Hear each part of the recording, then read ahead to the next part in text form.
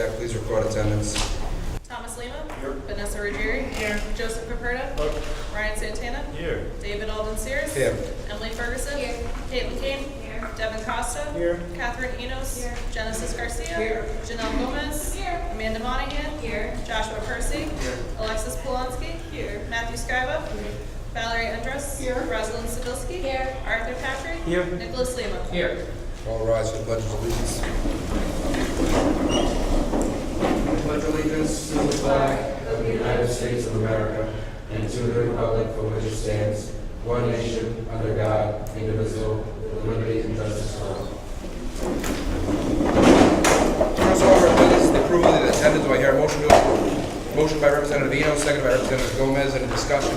Hearing none. All those in favor indicate by saying aye. Discussion. There is discussion? By whom? Yeah, I would like Secretary to Caperta? add an item to the agenda if possible on, what's that, 5, 6, 7? Item number 7, I would like to add letter B, constitutions, and then item 1, history club. Does that make sense?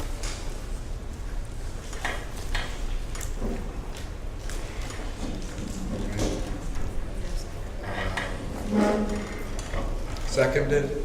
Treasurer Santana, discussion. All in favor say aye. Aye. Opposed, nay. So ordered. Vice President Ruggieri? I have three, but maybe do them all separately. No. For conference reports, number 3, I have the ADC conference with that, and Okay. and then under reports for letter D, I'd like to add the minutes for the PR meeting of March 21st, and under that letter E, I would like to add the elections commission meeting of March 15th. I'll second one.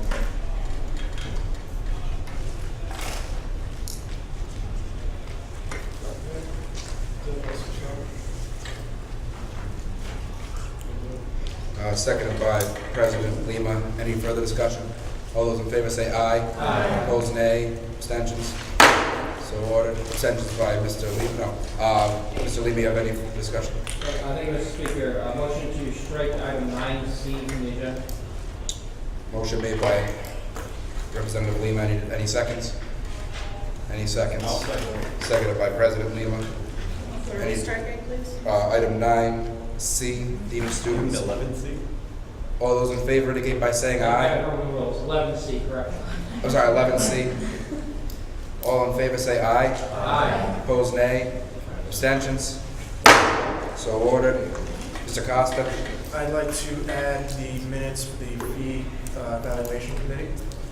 All right, so that'll be under item F for item 8, just so you're aware. Fees? Wait, fee evaluation ad hoc? Yes, Isn't that on there? that's the Item B, report I'm talking reports. about, the minutes for the meetings. Yeah, wasn't that, No. that would, Separate. you want that separately? Okay. Fee, eval, ad hoc. Minutes. What's the date on that? There was a bunch of. Do you want Okay, all? then we'll just say that, accept them all as them, okay. Okay. Any seconds? Seconded by Mr. Percy.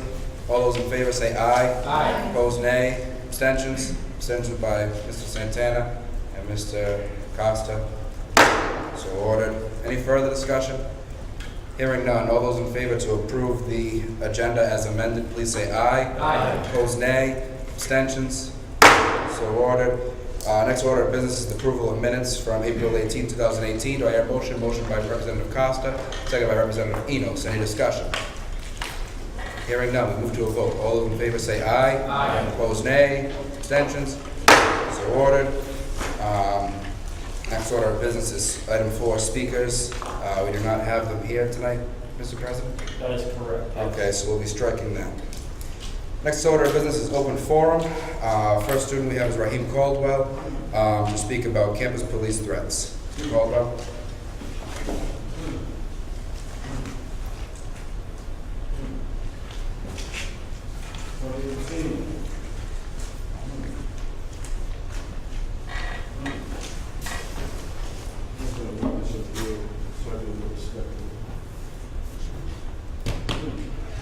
To 2018, we got everybody getting treated fairly in 2018.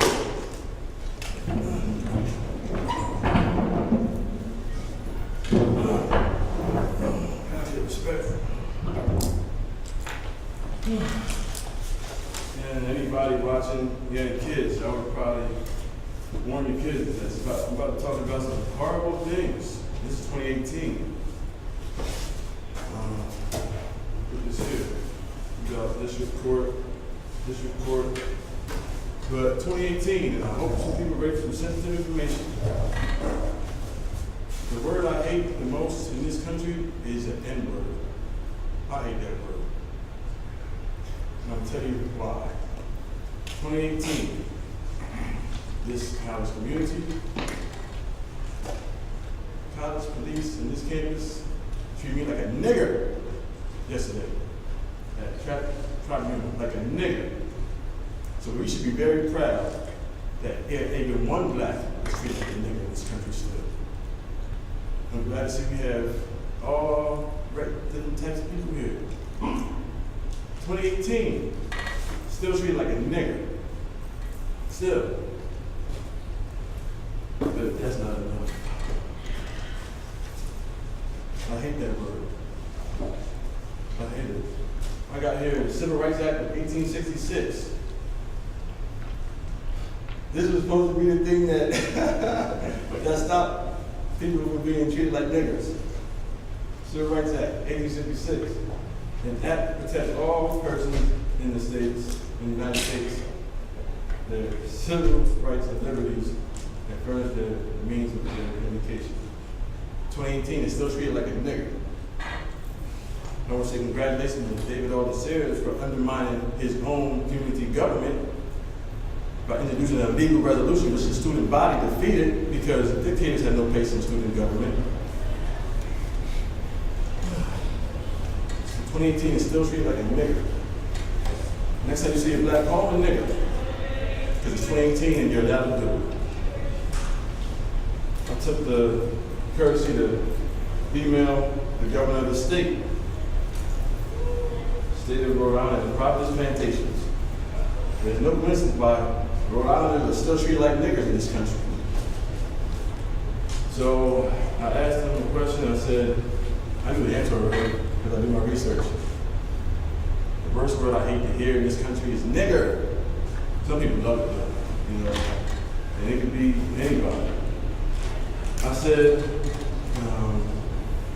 this is an Apple request. I said, the state statute that requires law enforcement to take an oath to support the United States Constitution. And we don't gotta wonder why black in this country are still treated like niggers. Here's their response, like it's Jeopardy. Our office completed a review of the requested materials. There are no responsive materials. None. So, if nobody knows what that means that they're not required to. We're gonna challenge that. We're gonna student body together. We're gonna get them to do that. Second question I asked, what's the state criminal remedy statute, not the civil remedy statute, for invasion of privacy? Jeopardy, there are no responsive materials. So somebody in the state, think about it, the state, your rights to privacy, invade your information, social security number, date of birth, and you have no state criminal remedy. Congratulations, Governor Armando. Let's talk about the 39th Congress, which is from April 19, 1866. This is supposed to be the thing that this statute was illegal. It was unconstitutional, and I'll tell you why. Everybody familiar with the famous, what we call infamous, Dred Scott case. Infamous. And we had to wonder why blacks are still treated like niggers in this country. But we go to school, education is the only thing we really got. When you don't got education, you go to jail, dead, or worse. But we got poverty still. And who's in poverty? Mostly. The word I don't like, niggers. I was going to a couple words from it, because, you know, we really don't care. I know that. 39th Congress, Section 1, Chapter 31, 1866. An act to protect all persons in the United States in their civil rights. So if it's a civil right, it's not a civil wrong. You know what I'm saying? It's not so wrong. You get the joke? It's not so wrong, you know? Be it enacted by the Senate and House of Representatives of the United States of America and Congress assembled that all persons born in the United States are not subject to any foreign power, excluding Indians not taxed. Let's not talk about that. Why is this 1866 Civil Rights Act unconstitutional? Supreme Court of the United States says Congress may not create a law that contravenes the Constitution for Supreme Court decisions. But we have civil war has ended, right? So that's for getting lynched. You go for all day, do it, you get set on the back, you get promotion for doing that.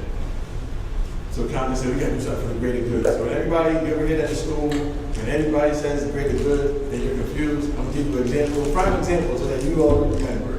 Why in 2018, that was still treated like niggers in this country.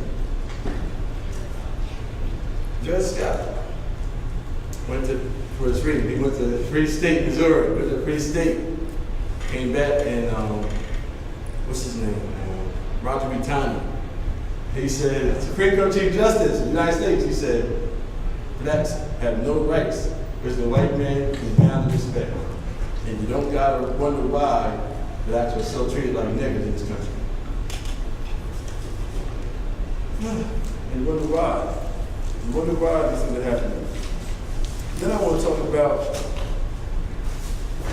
the United States District Court of Rhode Island, Federal Court, just for the viewers to see, case 17CB-152, Caldwell v. Community College of Rhode Island. Next, we won't show that's the topic, but you don't gotta wonder why no more after today. When anybody uses a racial joke, and you want to not argue, and you want to shut them up, just say Dred Scott, and they will shut up. You can quote me on that part. Then we'll talk about these guys here. These guys, and I know somebody here knows somebody here. I think somebody here knows somebody here. Mr. Sears, he's familiar with these guys here. These guys here. Oh, let's not speak respect. Sean T. Collins, Norman J. Major, Robert A. Firth. Let me tell you what these guys did. You know, you can bring it back to connect the dots for you. Why blacks in this country are still called niggers. I just told you that there's no legislation that requires law enforcement to take an oath to support the Constitution. This is what they did. And this is going on in the traffic courts right now, where they're allowing prosecutors to prosecute. They're allowing campus police to prosecute in the state court without a license to practice law. That's going on right now. And you wonder why the population there is a little different. What they did was, there's something called police powers, right?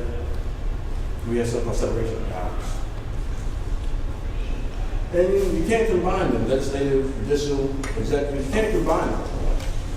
But what these guys did was, there's a statute, Rhode Island General Law 11-44-26.1. This is a state statute.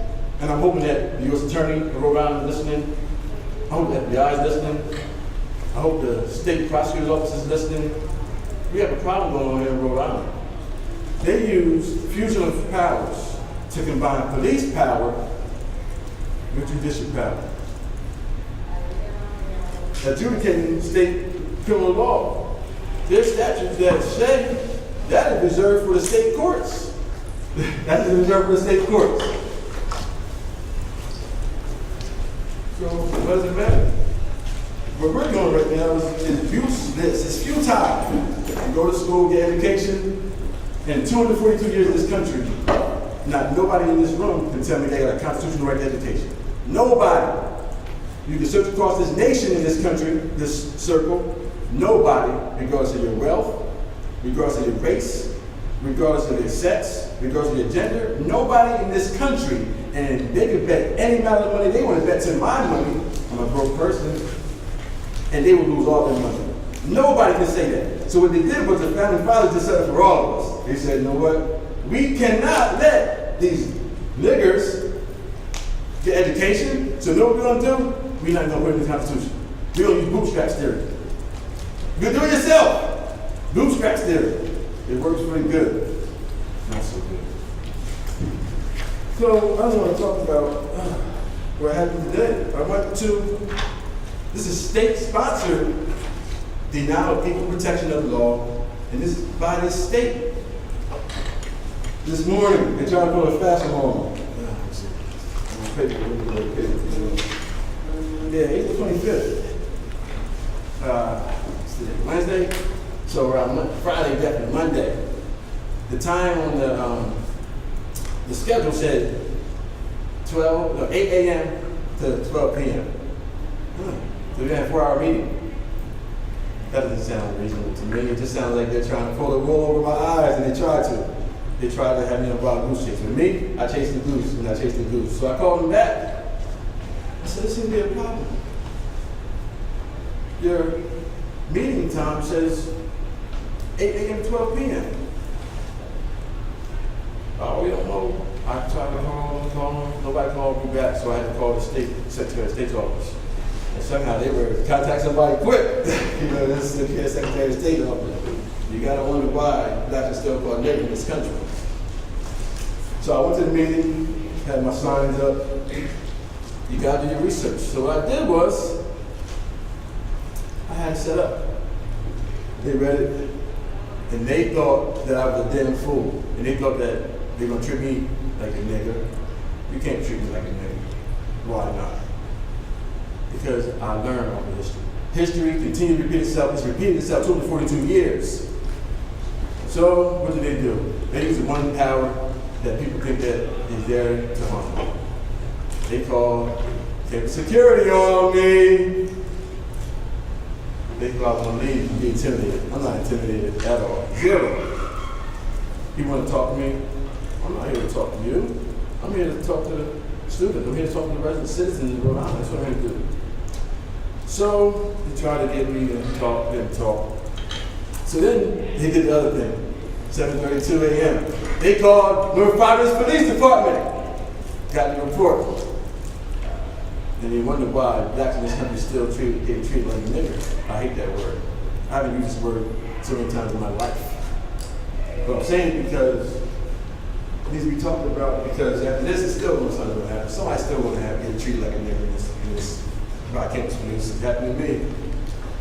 So then police came, thought I was on leave. I said my piece. And I don't know, I know Mr. Sears knows, because he knows the bylaws.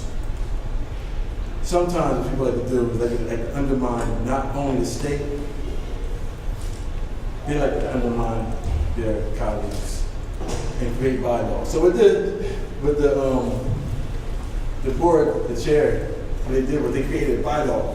So now we just understand the bylaws. A bylaw, let me see if I got that page over here. A bylaw is something that, this here is the state of New Jersey law, legislation.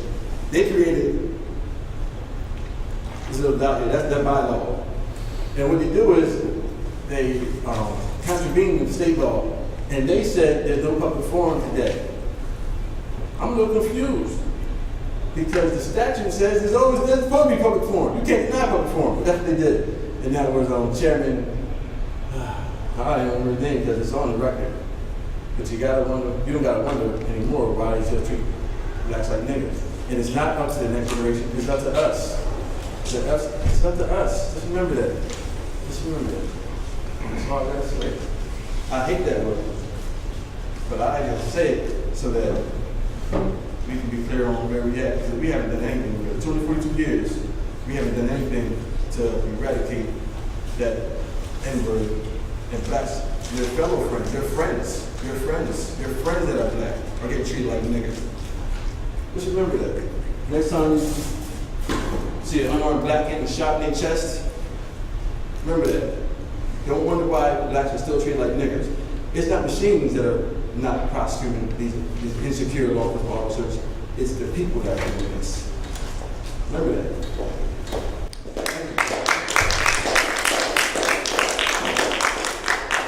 Next on the list is Nathaniel Banks. Wow. Good evening, everybody.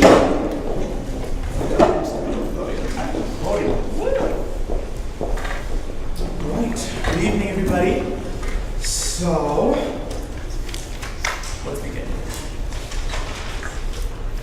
I come to you first to ask that you reflect on your efficacy, necessity, and deliverance as a body. I used to sit on this, circle here, and I was disappointed in the level of what is it when you don't want to move your feet? Apathy, whatever that is. And so I'll start from there. We must be united on all fronts of injustice for the betterment of the students of Rhode Island College.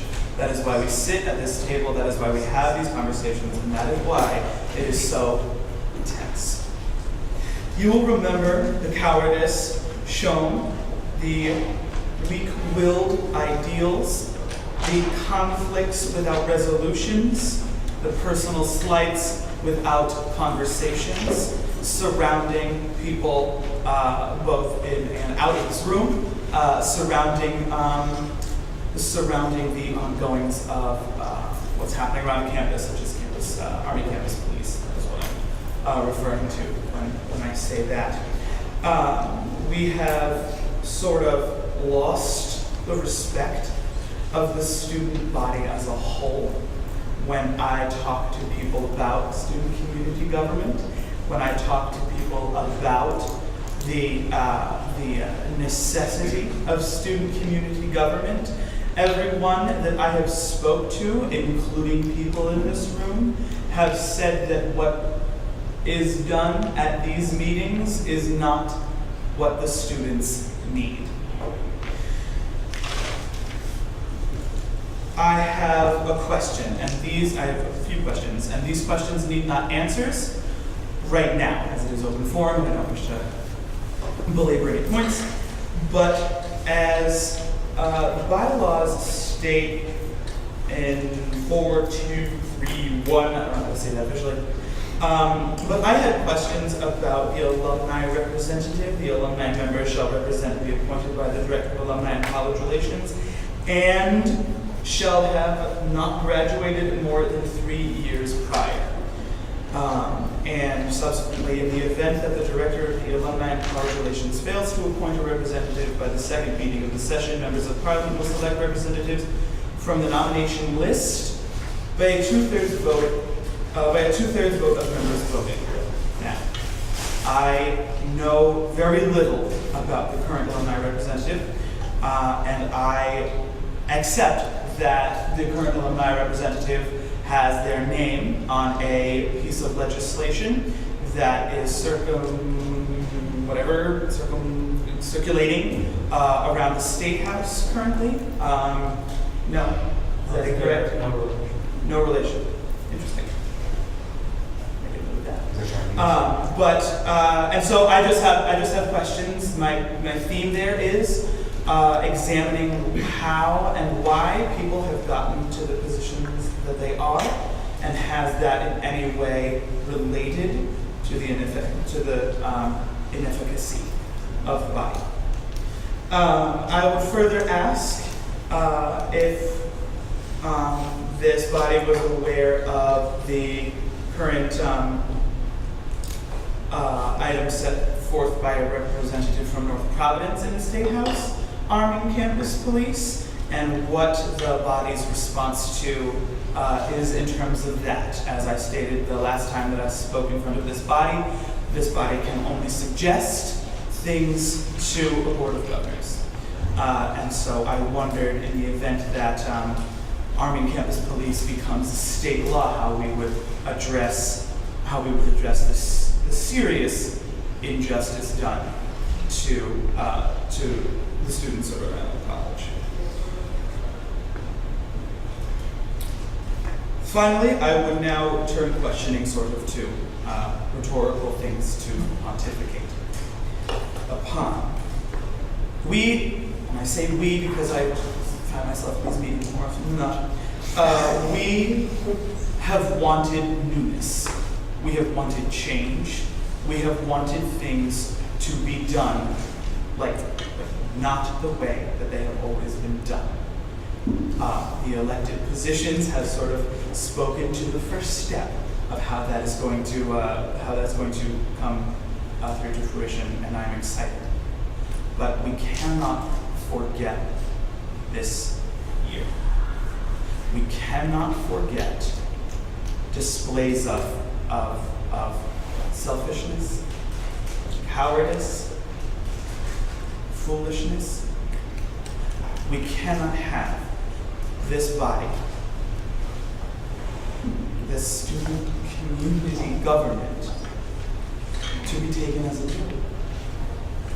This is the most important body on campus. This is the most important group of people with the most financial power, right, on campus, and to turn inwards and fight amongst ourselves and let egos get in the way and fail to represent the students that we sit here for. Forgetting that will only make way for people to make the same mistakes. I recommend that you address the seriousness of the consequences brought forth by this body. That's the end of my statements. But thank you.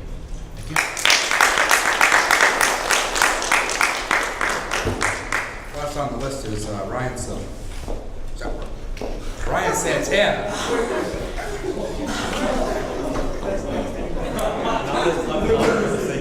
It is. Yes. Hello, everybody. I come to you, of course, during open forum as a student, not as a treasurer or member of parliament or anything like that. This is a concern I've had as a student, and this is something I've seen happen multiple times in the past. With all of these active organization leaders that we talked about during the elections, as well as SCG representatives old and new, and of course the entire e-board for the following year, I think now is a perfect time to tackle an important issue, being student discrimination. As a student org governed by SCG and funded by the student activities fee, all orgs are open to all students, no exemptions. There are formal ways to go through this in order to have a student removed if they are a problem. There is, impeachment, removed from the organization, formal complaints and things like that. But there is no power given to the executive board of an organization to outright bar, seclude, or bully a student that wants to be an active member of the organization. We are all inclusive by nature, and we strive very hard to keep that to be true, because there are 9,000 students on campus, and we want every student there to have every opportunity that other students are given. I bring this up because as a student of Hispanic descent that is about to graduate, I was excited to learn about the Latinx graduate night. I reached out to the organization for an invite and prepared for the event. Sadly, at 5 p.m. the night of the dinner, which was supposed to begin in a couple hours, I got an email saying I'd been uninvited. I also learned that although at least one member of the executive board opposed this decision, as it is against policy and discrimination based on personal views, I was told that the rest of the e-board decided to go forward with it regardless of their recommendation not to. And I did receive that email. I believe this was based on my minority opinion represented on March 28th, and as such is legal discrimination based on political views. 6 days ago, when I got the disinvitation, I reached out to the organization asking to talk to somebody about the decision, not to have it turned over, of course, because this was a few hours before the meeting, but I just wanted to talk to somebody, hear what they had to say, all that good stuff, and hopefully speak my piece. I did not hear back from that email. It was sent to the same source that I got the email from. I believe it was the student organization email, so it was open to all of the e-board for the organization. So I bring this to you, not for justice, of course. The event already happened, and I understand why they made the decision, and I accepted it. I did not go to the event. But this is an issue that I've seen happen in the past, where students of organizations that I was a member of were being sort of secluded or left out of the conversation, so to speak. And I fought for that, for them to be allowed to the table, basically, for them to be accepted within the organizations, because all these organizations are, by nature, all-inclusive, and I think that is important. So I hope that going forward, after I graduate, all of you guys continue to understand how important it is that all of our organizations have a sort of open-door policy, that they listen to all of the student body, and that they take anybody that wants to come in with open arms. Thank you. There is no discussion at this point. We're moving on to. This is the same person that brought a gun. This is the same person that brought a gun to the last meeting in March 28th. The same person that brought a gun March 28th. He brought a gun on this campus. So if nobody representing somebody else, you tell you this right now. I don't need to hear nothing from nobody telling me nothing. I'm gonna tell you right now. Now it's on. If daddy comes out here to defend himself, don't be a coward and talk when you're not here. I'm here to represent the student body, and if you want to say that, wait till the student, wait till the dad comes to me and say something. You brought a gun to campus, right? So you have nothing to report? You bring a gun to campus, and you want to try to say something about discrimination? A black child was killed by a gun, he didn't have a gun, and you want a gun on campus. Have you heard anything to say?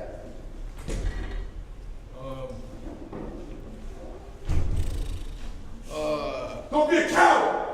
Say it to their face. I'm here to represent the student body. I don't got me on student government to represent the student body. Don't be a coward. Their club is not here. Right now don't mean nothing. Do the damn and I'll keep on talking. Get out. Get out. Get out. Last time you came here, you were disruptive. You come in here tonight, you're disruptive again. Get out. Get the hell out. Go.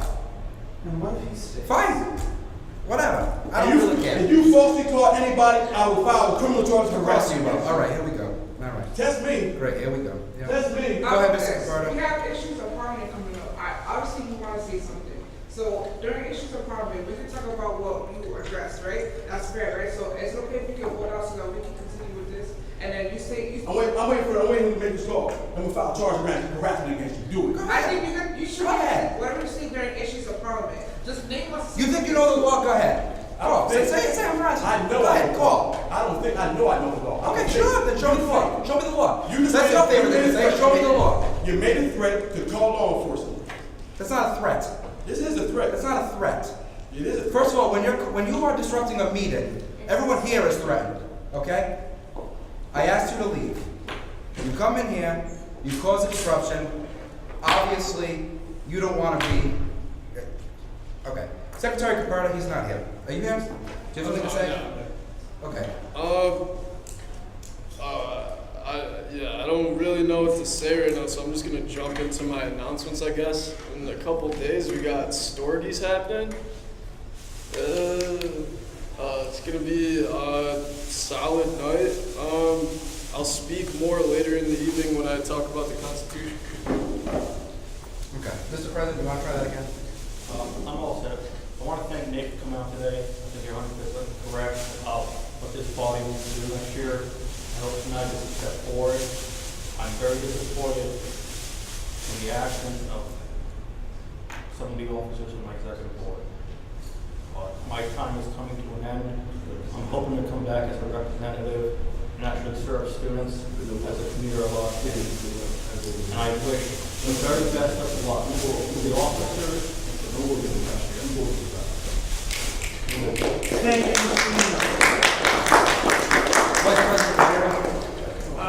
I would also like to wish everyone luck, not only next year, but also on their exams. To all the other fellow graduating seniors, congratulations. Also just wanted to remind you all that our On the Air with President Frank Sanchez is on Friday from 1 to 2. It's going to be live on WXIN. So definitely tune in. It's also going to be live streamed. I know some of us have exams and classes during that time. So feel free to watch it later. He's going to be addressing things like Army Campus Police advising the tuition increase and parking. So definitely call in with your questions. And then you can tweet your questions as well using the hashtag. Treasurer Santana. I have no announcements. I have a couple of leaves. Dear Mr. Speaker, I'd like to request a leave for 9:30 as I have a prior commitment. Thank you, Emma Ferguson. Do I have a motion to accept? Motion by Representative Vino, second by Representative Gomez. Any discussion? Hearing none. All those in favor say aye. Aye. Opposed, nay. Abstentions? Abstentions by Emily Ferguson. So ordered. from Rosalind Zabilski. I'll need to apply for a possible early leave on Wednesday, April 25th for the regular meeting. I say possible because this meeting has no set time. However, I cannot stay past 11 and I have to be at the airport at 7 a.m. The following morning. Meeting is going on at 11 p.m. I'll need to leave. Thank you, Rosalind Zabilski. Motion by Representative Percy, second by Representative Gomez to approve. All those in favor say aye. Aye. Opposed, nay. Abstentions by Ms. Zabilski, Dr. Zabilski, and so ordered.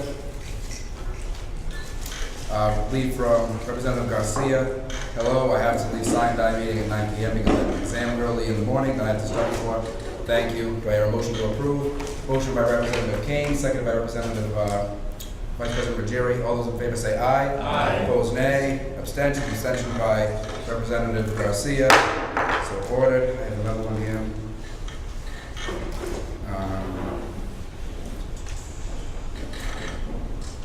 To whom it may concern, I have to leave the meeting at 9:30 p.m. due to living an hour away. I have to write a biology senior review paper. Please excuse my early leave as I'll need to pass this paper in order to graduate. Thank you, Representative Kane. Motion to approve. Motion by Representative Eno, second by Representative Schiavo. All those in favor say aye. Aye. Opposed, nay. Abstentions by Representative Kane. So ordered. Am I missing anybody? Did anyone else put mine? All right. Moving on, Deputy Speaker Ferguson, do you have anything to say? Not really. Just want to say congratulations to all you guys who just got elected. I'm really proud of you guys and all the seniors you guys are doing this and you guys increase this year. Thank you. Next on the list is Constitutions and Organization Conference Reports. Item A, Conference Reports, number 1, Gamer. Anyone here from Gamer to speak on the, who's taking the charge on this? I guess I will. Okay, Representative Rome, go ahead.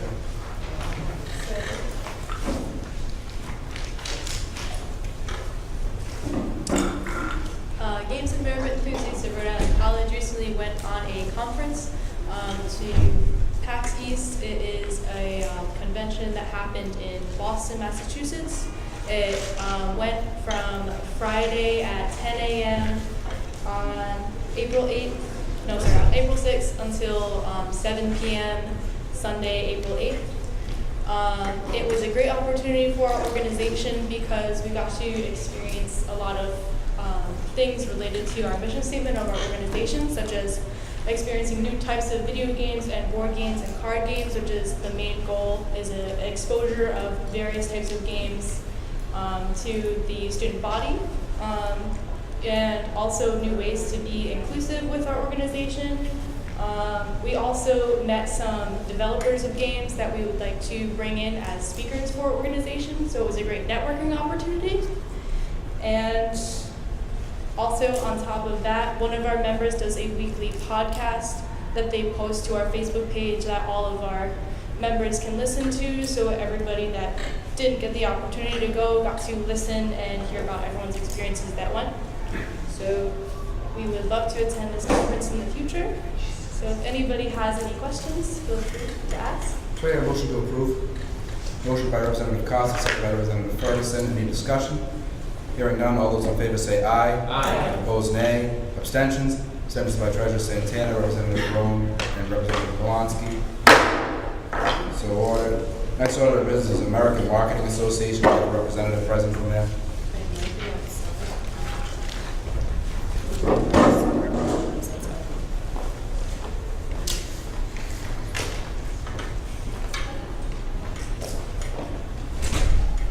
Anyone here from American Marketing Association? Anyone over there? Those folks are from advocacy and beyond. No? Those folks are from advocacy and beyond. Okay. Thank you. All right, so we don't have any representatives present from that club. Mr. Speaker, I would make a motion to approve the report. My rationale was being, I believe there was a class, well, it might be a class, and I've heard that. So, Motion to accept the report. motion by President Lima, seconded by Secretary Caperta. All those in favor say aye. Aye. Opposed, nay. Abstentions? So ordered. Next order of business is ABC conference. Is that what that was? Yes. Is that for ABC? Okay. They're outside. We'll call the police now. Coward. You make threats you can't make. You make threats you can't keep. You make threats you can't keep. You're a coward. You undermine your own colleague. You're a coward. No, I will do right.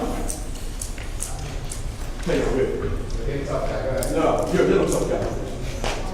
compensate for something else. Yeah.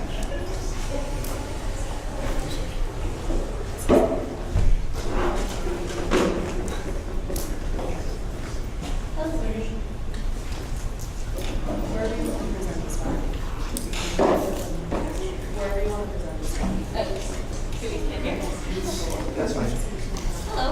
Hello. So we're Advocacy Beyond. We're presenting today about our visit to the 33rd annual California State University Assistive Technology Conference. Do you want us to read our report, or do you want us to talk more about it? Just tell us briefly about your Okay. experience, what you learned about it. So we went, it was in March, and we went to experience the different types of assistive technology that they had, and what they did was they had, obviously they had presentations, but they also had a big exhibit hall where a bunch of vendors were, and we had access to lots of different technology for people with visual impairments, hearing impairments, mobility impairments, and yeah, so some things that I got to try were super micro hearing aids. I wear regular ones on a daily basis, but these were so small they were the size of M&Ms. And basically you put them in your ear and they're not visible. So you can't actually see them, which is really, really cool. We also got to try a captioned telephone. So if you're on a call with someone, whatever they're saying is transcribed in real time on the screen of the telephone. So that was really cool. of the app. One thing that was my favorite was I learned about an app that you can control any handicap accessible door from the app in your phone. So if you turn on the Bluetooth and it's programmed with the app, so per se we're trying to learn to program this school to have it. So any accessible door, I can just pull out my app, and if I can't reach the button, I can press the button on my phone and the door will open. So that's really cool. I also had a chance to try a new piece of technology that's currently coming out in a year or two. It's called the tactile graffiti, and it's a refreshable braille display. And basically what it does is, I don't know if any of you have seen braille itself, but it's a machine that the braille dots can pop up individually and at different heights so that it can present to you graphics, and it will also show you shading, and you can eventually learn how it represents colors. And so it will connect to things like the TI-84 graphing calculators, or cell phones, or even like microscopes. So they were showing us like a microscopic slide of the earthworm. So we were actually able to feel what you guys would see if you were looking through a microscope. And you can also zoom in. You can pan in. You can also draw with your finger, and it will pop up right where your finger has been. So that was actually a really cool piece of technology for students, potentially, students especially that are in science and technology, science and engineering, math kind of field, because they would actually be able to use microscopes. It's not something that typically people with visual impairments are able to do with success.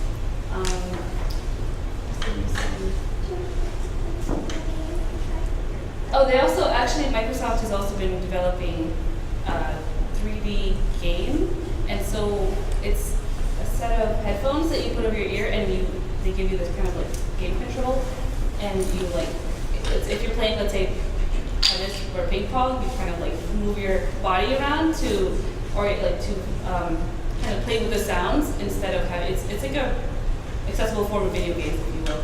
It was very interesting. So I think overall, the things that we learned about in this conference were very good for especially those who are going into the education field, because a lot of these things could be used in the future to support students with visual impairments, mobility impairments, and hearing impairments. Or in my case, the technology field where you have to distribute these technologies. And we also got a lot of resources to support the Disability Services Center here, because a lot of the people that were presenting there are vendors of the technology, the software that we use here. So let's say like JAWS for Windows, or the Zoom Text software, which is either the screen reading software or the screen enlarging software. We got contacts for the center here that will be enable them to contact people. to upgrade our our software and technology here in the future. So that was actually very resourceful.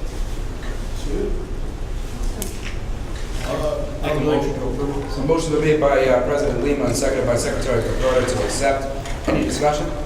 Hearing none, all those in favor indicate by saying aye. Aye. Opposed, nay. Abstentions?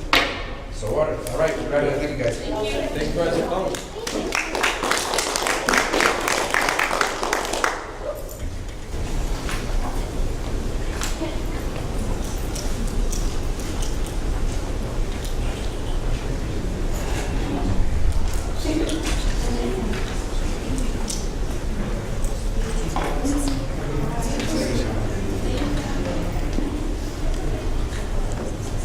This is coward when you got my gas in courtesy to fucking shake their fucking hand. You're a coward. You're a coward.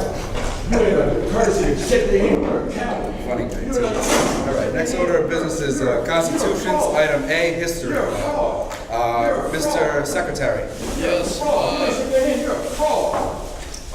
So I'll be back to that meeting too. But you be going. You're a coward. You ain't shake their hand. You're a coward. I'll shake your hand. You want to shake my hand? I'll wait for you to call police too. Because when you call police, I'm gonna take everything you own. How's it- Everything. I take everything you own. That's what I do. Falsely Mr. Secretary, how's it going? You a coward. You What ain't we shake got? their hand. You a coward. So we have a And I'm going to couple. president tomorrow telling you what you I can did. hear You you. don't shake their hand. You're a coward. Excuse me, we're talking about the constitutions now, and we have a couple things that I'm we not, want to discuss. Nah. The first one I would like to talk I about is want the to lobby I'm going to club. the route. I don't want to talk. I don't want to. I don't want to talk before. I'm going to go a different route. I'm going to go a different route. That's what I haven't heard. I'm going to go a different route. I feel sorry that y'all don't want to do the right thing for the students. I'm going to do the right thing for the students. Yo, it's okay. I promise. It's okay. I'm telling you now, y'all let this coward undermine your authority. That is a damn shame. That is a damn shame that he did this to his friends. Mr. Secretary? Go on ahead. I'll be straight now. Y'all whoever got them, keep it for your own edification. And when you see me come with that, when you see me come back, this coward did this to y'all. You're his friends. Mr. Secretary? Restrain. I don't want it. I don't want your support. You want to? I don't want your support. I know who is constitutional. I know who is not a fraud, and I know who is a fraud. And those people that know who I'm talking to, you know, I know that you're genuine. You want to do something with students, you know who you are. I don't gotta say no names. You know who you are. You know who you are. I don't gotta say nothing. But this coward undermined y'all, his friends.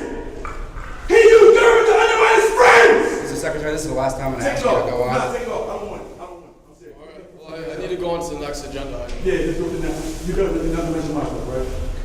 Yeah, don't Not without your permission. Not without your permission. You know why? Because this is the problem. I'm gonna tell you why real quick. We know why. Because I'm a coward and I'm a fraud, yeah. Go on ahead, I'll Mr. tell you why, Secretary. because if I was to get money from y'all, I'll be restricted. I can't be restricted. I'm independent. I'm under the Constitution of the United States. I'm gonna get my funding from place else, and I'm gonna come back, and I'll protect students how they're supposed to be protected. Please So don't- just to be clear, you don't want me to talk about the lobby I'm club? going to place else. Alright. It's not emotional decision. So I gotta get on with the history club. Go. Alright, so on deck with the history club, we were able to pass this a couple weeks ago, and now it's finally here at Parliament, and I'd like to turn it over to the history club representative to say a couple words. Mr. Costa. Thank you very much. So this club here is a club that's very important to me as a history major. I wanted to, my purpose in making this club was I wanted to see an impact in the field of history here at the college, and I believe I have a bunch of people waiting in the wings that are very in favor of this. A lot of them are history majors, and they want to be able to explore the field of history. Not so much, also here in the state, but in other parts of the country as well, and definitely have historical discussions, things that have come up that have affected history, things of that nature. I'm interested to address any questions that you guys have. Feel free to ask. Do I have a motion to approve? Motion by Treasurer Santana, seconded by Representative Polanski. Any discussion? Hearing none, all those in favor say aye. Aye. Opposed, nay. Abstentions? Abstentions from Mr. Costa and Mr. Lima. So Tom Lehman, and so ordered. All right. And then a couple other things that we were going to talk about is I'd like to, I mean, no representatives are here, but just to inform the body, we were able to restart the hip hop dance org, so good for them. We really appreciate their effort here. Also, it's the harvest is coming up next semester, so hopefully we can get that done. I also have an honorable mention for the lobby club out of intent. I'll leave it out. And yeah, thank you guys for listening, I guess. Thank you. Moving on to reports. Item A, Finance Commission meeting minutes, April 18, 2018. Yes. Treasurer Santana. As per usual, you guys get the minutes as soon as they're approved by the Finance Commission. We had our final meeting. If there's any questions, I'm more than happy to hear them, and I'll elaborate as much as possible if you want me to, but I'll open the floor to anybody that has any questions. Do I hear a motion? Motion by Deputy Speaker Ferguson, second by Representative Enos. Any discussion? Hearing none, all those in favor say aye. Aye. Opposed, nay. Abstentions from Treasurer Santana. So ordered. Next order of business is fee evaluation ad hoc committee report and recommendations. Representative Costa. So I have a couple things I want to bring up here. You guys have gotten some handouts from me before the meeting started regarding the ad hoc committee that was created earlier on regarding the evaluation of college fees. If you take a look through, you're going to see in this packet a bunch of data regarding peer institutions that have been evaluated in comparison to ours. And at the end of the packet, I have recommendations from our committee. So if I can, feel free to read that to you guys. And I'm also interested to answer any questions you guys have. So after going through our data in our last meeting with the Vice President of Student Success, Dr. Jason Merriweather, we came up with a final recommendation that will go to administration for final review. Looking specifically on the graduate student fee schedule for Rhode Island College, they have less fees to pay as part of their tuition that the undergraduates have to pay as a whole. It is the recommendation of this committee that future graduate students pay a fee in the following categories. 1 being athletics, 2 being transportation, and 3 being the student activity fee. I have a little bit of a reasoning behind that. I can read that to you guys as well. Also in your packet, you're going to see an article put out by the NCAA, which is the College Athletics Association, regarding the possibility of graduate students from a Division III college being able to continue their time in athletics here, could be here, and that's being up for debate. I believe that's going to be coming out in the fall. In terms of also the transportation fee, there are a number of students, both undergraduate and graduate, that do take access RIPTA transportation that comes onto our campus. So to me, I believe it makes sense, and to the on behalf of the committee, we all felt that it made sense as well. And as well as the student activity fee, being the fact that the student activities, both graduate and undergraduate students take part in a lot of these activities. So to be able to continue to fund these great events that will be put on here as a campus, the committee feels that the graduates should be able to pay at least a little bit into the fees for the student activities fee. Now, when it comes to the fees itself, we haven't come up with an actual number. That would be up to administration to have a final decision on, which is where this report will be heading once passed here. Also, we have attached is this long sheet, which is a listing of the fees dating back to looks like 1958, 1959. These are all the student activity and college fees that Rhode Island College students have paid through the years. If you notice on some of them, there are a lot of blank spaces, meaning that for the most part, some fees were only taking part in for a little bit. A couple of ones I can point out here are the health fee. That was only done between 75 and 76, and 80, 81, 82. Then when it comes to the athletics fee, if you notice there was a gap in between the years 81, 82, and 99, 2000.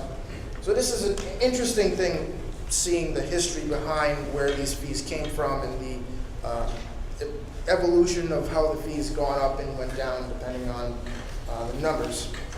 I'm interested to take any questions you guys have, so I don't know. First, I'd like to hear a motion to approve. Motion by Representative Percy, second by Representative Gomez. Discussion first on the list is President Lima. First of all, I want to thank Devin for what we've done this year. Anyway,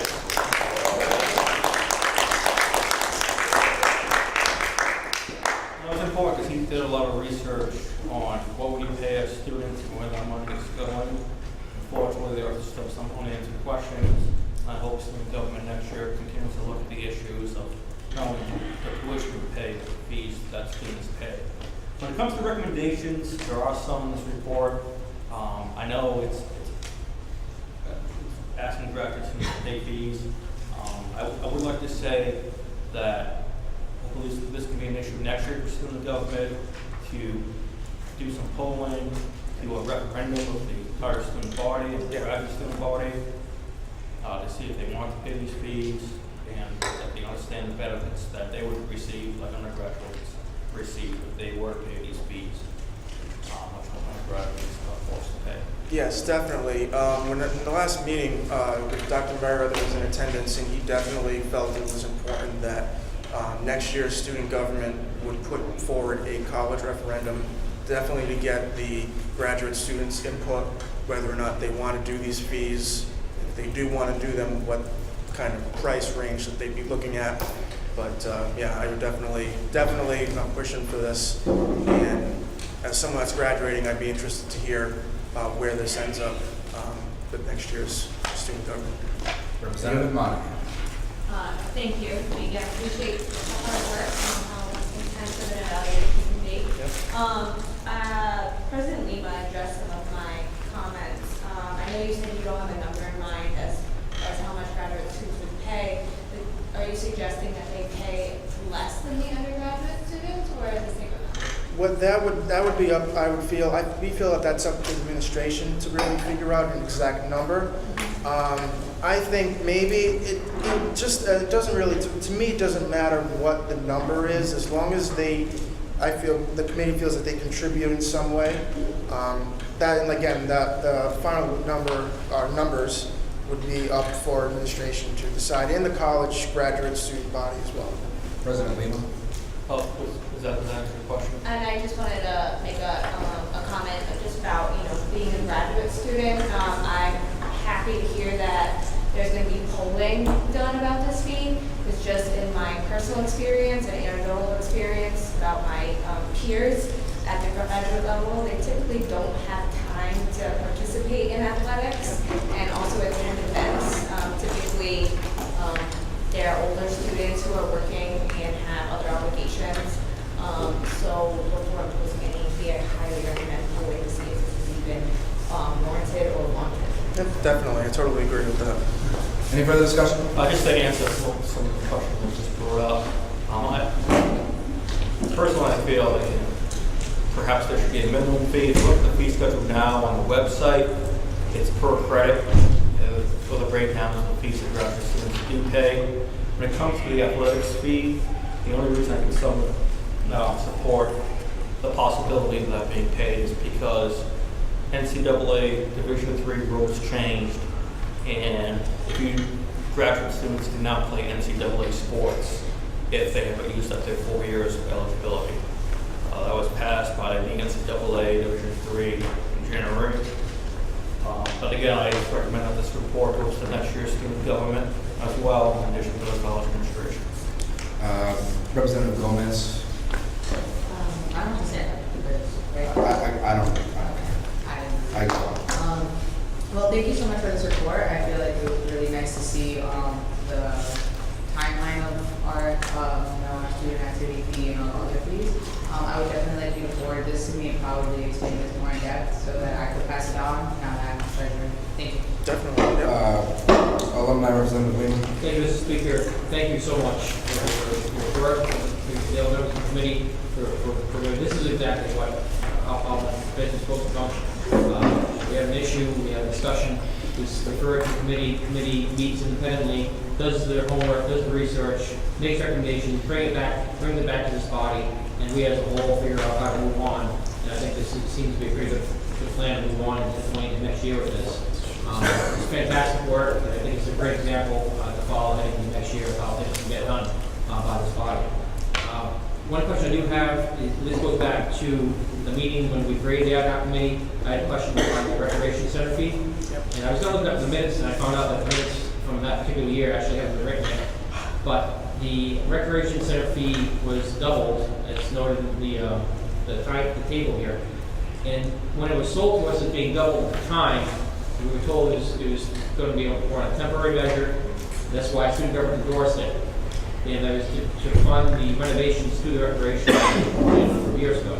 So my question is, did that issue come up at all in the discussion of this? If not, would we say it's really something we didn't do further next year? Yeah, that unfortunately it didn't really come up in our meetings, but yeah, definitely if that was definitely an issue. I would definitely want to bring that up. Or definitely whoever is interested in taking on this next year should definitely address that issue. I would totally agree.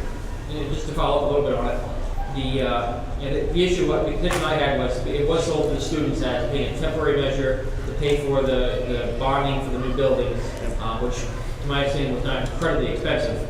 But sometimes these temporary fee increases have a way of becoming permanent. I'll give you an example. In state government, there was a telephone tax, I believe, passed in the early 1800s to pay for the Spanish-American War. It was temporary. The Spanish-American War, and we paid for it in a few years. We still pay a telephone tax on our cell phone bills today. Same deal with this on a smaller scale, where students were agreed to go along with something and gave their support to something. And if over time that fee remains at that high level, $180 a year, and I think that's something that this committee or this body should look at going into next year. Definitely. I totally agree with what you're saying. All right, any further discussion? Hearing none, we move to a vote. All those in favor say aye. Aye. Opposed, nay. Any abstentions? Submitted by Mr. Santana and Mr. Costa. So ordered. Corporate Council report, April 13, 2018. Mr. President. Thank you, Mr. Speaker. The bulk of the meeting actually spent about 20 minutes based on the new telephone system. There was some serious issues addressed there, including the March 28th following meeting that was brought up by Dr. Sobieski. So, and if you want to read the report in more detail, I'm happy to answer any questions. Other items discussed at the meeting included performance-based funding that was passed a couple of years ago by the state legislature, and the policies by the Post-Secondary Council of Education being worked on now at that level to deal with performance-based funding, which is non-punitive performance-based funding, by the way. Aside from that, the internal bylaws changes, so I won't get into that. It has to do with the colleges, undergraduates work on the committee. It's my second to last for a council meeting. Usually the president of student government and another student serve on the committee. I have one more meeting in May. And if you have any questions, the motion has approved. All right, so motion's been made, seconded by Mr. Costa. Any discussion? Hearing none, we move to a vote. All those in favor say aye. Aye. Opposed, nay. Abstentions? So ordered. PR minutes, March 21st. Vice President Ruggiero. Hi everyone, so I'll make this quick. You can obviously see the minutes in front of you. If you have our last PR meeting of the semester, if you have any questions, let me know. Is there a motion? Motion by Deputy Speaker Ferguson, second by Representative Gomez. Any discussion? All those in favor say aye. Aye. Opposed, nay. Abstentions? All right, elections, March 28th. Jerry.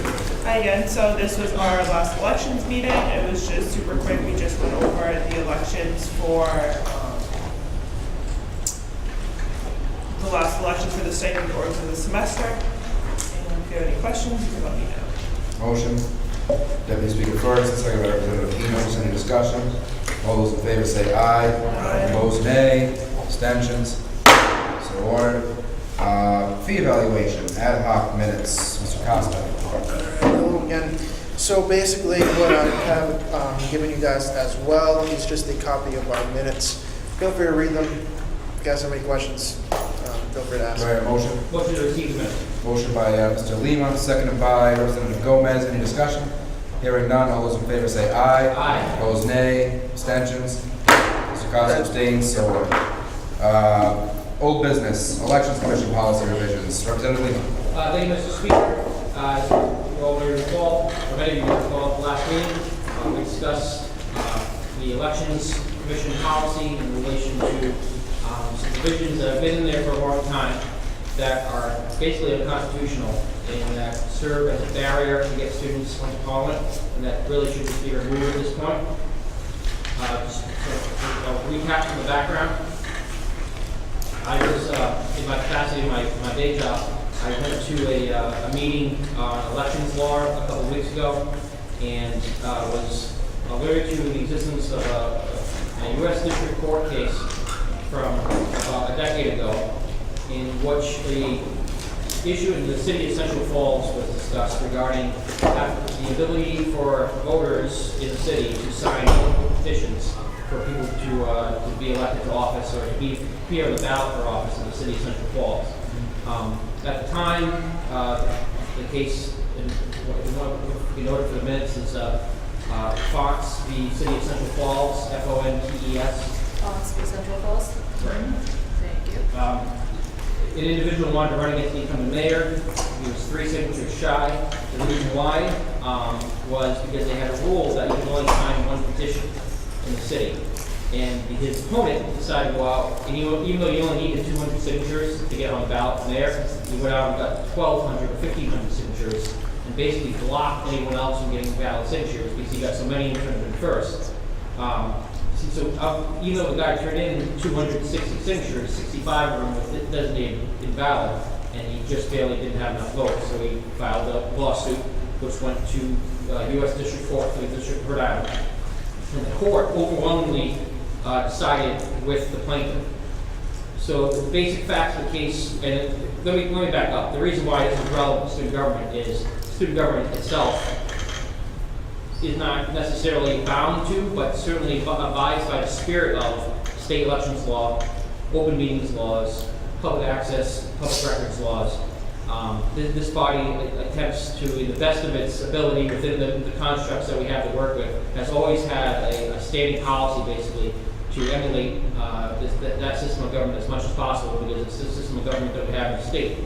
In fact, when I started my position a year and a half ago working for the city of Cranston in the elections department, I was shocked to realize in reading our petition policies for how to get on the ballot for city council or mayor in Cranston, they were almost word for word with student government's elections policies, which I was already familiar with from my time as a student here.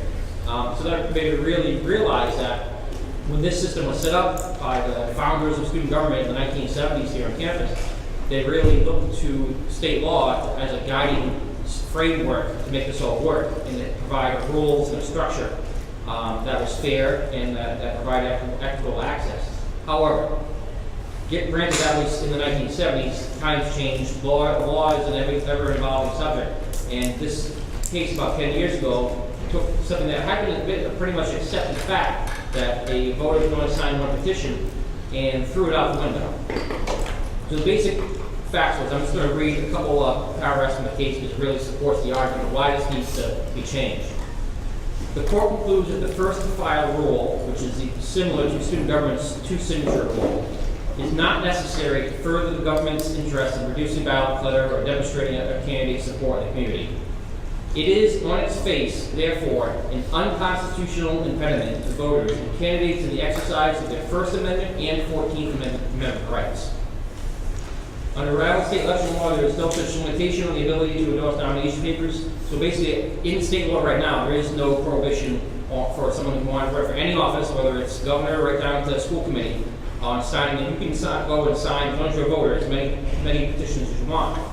The voter may sign any number of nomination papers for any office a voter may lawfully vote for in the general election. Another key finding of this case, the statute that Central Falls had limits, and this again is directly equivalent to student government's current policy, limits the ability of individual voters to express their wish to nominate more than one candidate for an office because only one signature will count. Of course, the petition signer has no control over which signature will count. So say a petition signer signs 3 petitions, the first 2 that that person signed may not be the first 2 turned into student government. That's determined by the candidate's race to the canvassar's office, in this case the student government office. So basically, by having a rule that limits the number of petitions a student can sign, it's setting up a way to get on the student government that's a race to the SHG office to be the first to get that petition in. So that way more signatures will be valid. And that's inherently unfair. It should be a more equal process. So unbeknownst to the petition signers, their signatures are actually used as a blocking mechanism to directly restrict the field of candidates from which the voters may choose. In this case, which would have access to joining this body. Third, the impact upon hopeful candidates is substantial. So this also affects not just the student body, but the candidates who like to be a member of student government itself, as they are required to predict, or more realistically, to guess, the number of duplicate signatures that may be standing between them and getting on the body. Regardless of who actually obtains the signature first, candidates are forced into a race to, in this case, the SCG office's timestamp or clock in order to capture the signatures on his or her papers. The absurdity of all this is obvious. This is the justice of the court writing this. Candidates pull nomination papers on the appointed date and then proceed to race around, in this case, the campus, collecting signatures. Then candidates must engage in a race to the SCG office in hopes of reaching the clock in or the notation that they were received first. So just to sum this up, the counter argument at the time was that the city of Central Falls argued that first to file rule, as they called it, was reasonable regulation that ensured orderly and fair elections and ensured that ballots were not cluttered. However, just those interests, while they could be considered valid, shouldn't be construed as a carte blanche ability to regulate elections without due regard to the actual burden that these regulations impose on the constituency. In this case, the burden that these regulations impose on the student body. One key finding in this case was even when pursuing the legitimate interests, a state, in this case, the student government, should not choose means that unnecessarily restrict what is otherwise a constitutionally protected liberty. So, the case is 19 pages long, but one other point I want to make. There's basically no legitimate interest served by having a rule like this on the books, and that's word for word what's in this case.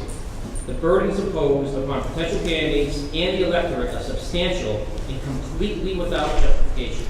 So basically, student government has a rule that right now you need 2 signatures. You can only sign 2 petitions as a student to assist your fellow students in getting on this body. This body, as we all know, has not been filled in decades. We've never had 50 students sitting on this table, although we certainly should have. It's an obstacle to get for those students to get into student government. This body has the power right now to enact changes, and therefore, I have proposed some amendments to the Election Commission policy to make those changes happen here tonight. Now, I think this is an issue that can be solved right now by student government. It can be solved in perpetuity. We never have to worry about it again, and it'll be solved for years, and it can be a great accomplishment of this body right here tonight. Of course, the Election Commission didn't have an opportunity to meet in the last week. I should note that there are 3 of the 5 members of the Election Commission here tonight on the body. So there's actually a majority of the Elections Commission here, including the Elections Commission chair. This body is the regulatory power for student government. This body is empowered with making policy. There's nothing in the election policy that says the Election Commission has to approve anything first. That's basically an extra bureaucratic step. I don't think it's necessary in this case. This is a relatively simple and well thought out change, and it's simply to strike the 2 petition signature rule, to strike the rule of 85% valid signatures causing a freeze of other petitions, and adding a simple sentence that clarifies the order ballot should be validated, petition should be validated. These amendments, members of Parliament, I feel are an outstanding way to improve access now to student government. And I think getting it done here tonight will free up a lot of time for next year's student government to focus on other issues. So therefore, Mr. Speaker, I'd like to make the following motions. Following motion. On the Election Commission policy of student government, to strike section 13.3.3 as well as subsection 13.3.3.1. I'm sorry, can you read the number 13.3.3.1? So 13.3.3 and 13.3.3.1. Thank you. Those sections read, no student may sign more than 2 petitions during any filing period, and filing period is defined as the academic year following the initial filing period. Those sections are now unnecessary. As I said, on the state level, rules like this are ruled unconstitutional, violations of the First and 14th Amendments, violations of equal protection under the law, unnecessary, it's an undue burden. It's time to get rid of it and allow students to sign as many petitions as they'd like they can do, like any voter can do right now in the state of Rhode Island, and in fact, I imagine in most of the country. The second amendment along with this, and this is all one motion, will be to strike section 13.5.3, which states a person cannot sign more than 2 petitions in the filing period. Third, to strike 13.6.3, which states if a petition is deemed invalid and has at least 85% of the required signatures, provided by the total number, the petitioner shall be contacted and be given 24 hours, excluding weekends, to get to the required number of signatures before any other petition will be validated. That rule exists now because of the thought that if there's a limit of signatures and a petition is nearly valid, you don't want the petition coming in after that to knock off additional signatures on that unvalidated petition. By getting rid of the limitation, this extra rule, this unnecessary bureaucratic process is no longer necessary and can be thus eliminated. Further, also to eliminate 13.6.4, which states, if a petition is deemed invalid with less than 85%, when it is submitted, it is to be validated after all of the petitions that have been submitted before. Again, unnecessary with the elimination of this rule. Finally, well, 2 more things. One is to renumber sections accordingly, including renumbering 13.3.4 to read 13.3.3. Renumbering 13.5.4 and 13.5.5. So that's 13.5.4, 13.5.5, or just move up one number. And in 13.2.3, to eliminate from that list that's listed in that current provision, 13.3.3, to fix 13.4.2, and to fix 13.4.3. And as a catch-all, Mr. Speaker, when this is being edited, assuming it can pass the body tonight, any other numbers that are directly impacted should just be edited in the scrivener's process when finalizing the amended policy. The final amendment is to add a line under 13.4.3. And this will be 13.4.3.1. So the reason I'm adding a line here, 13.4.3 says the petitions must be validated in the order in which they were received. That actually does make sense because there needs to be a process to validate. It can't be validated based on favoritism or anything of that nature. It doesn't really matter the order they're received. There just needs to be a defined process. However, if a petition is short of signatures, there should be a defined process to determine when that petition can be completed. So here's the amendment to add section 13.4.3.1. If a received petition is found to be short of signatures, comma. the Elections Commission may move on to the next petition received, period. The validation of a petition that is short may be continued immediately upon its receipt with additional signatures, period.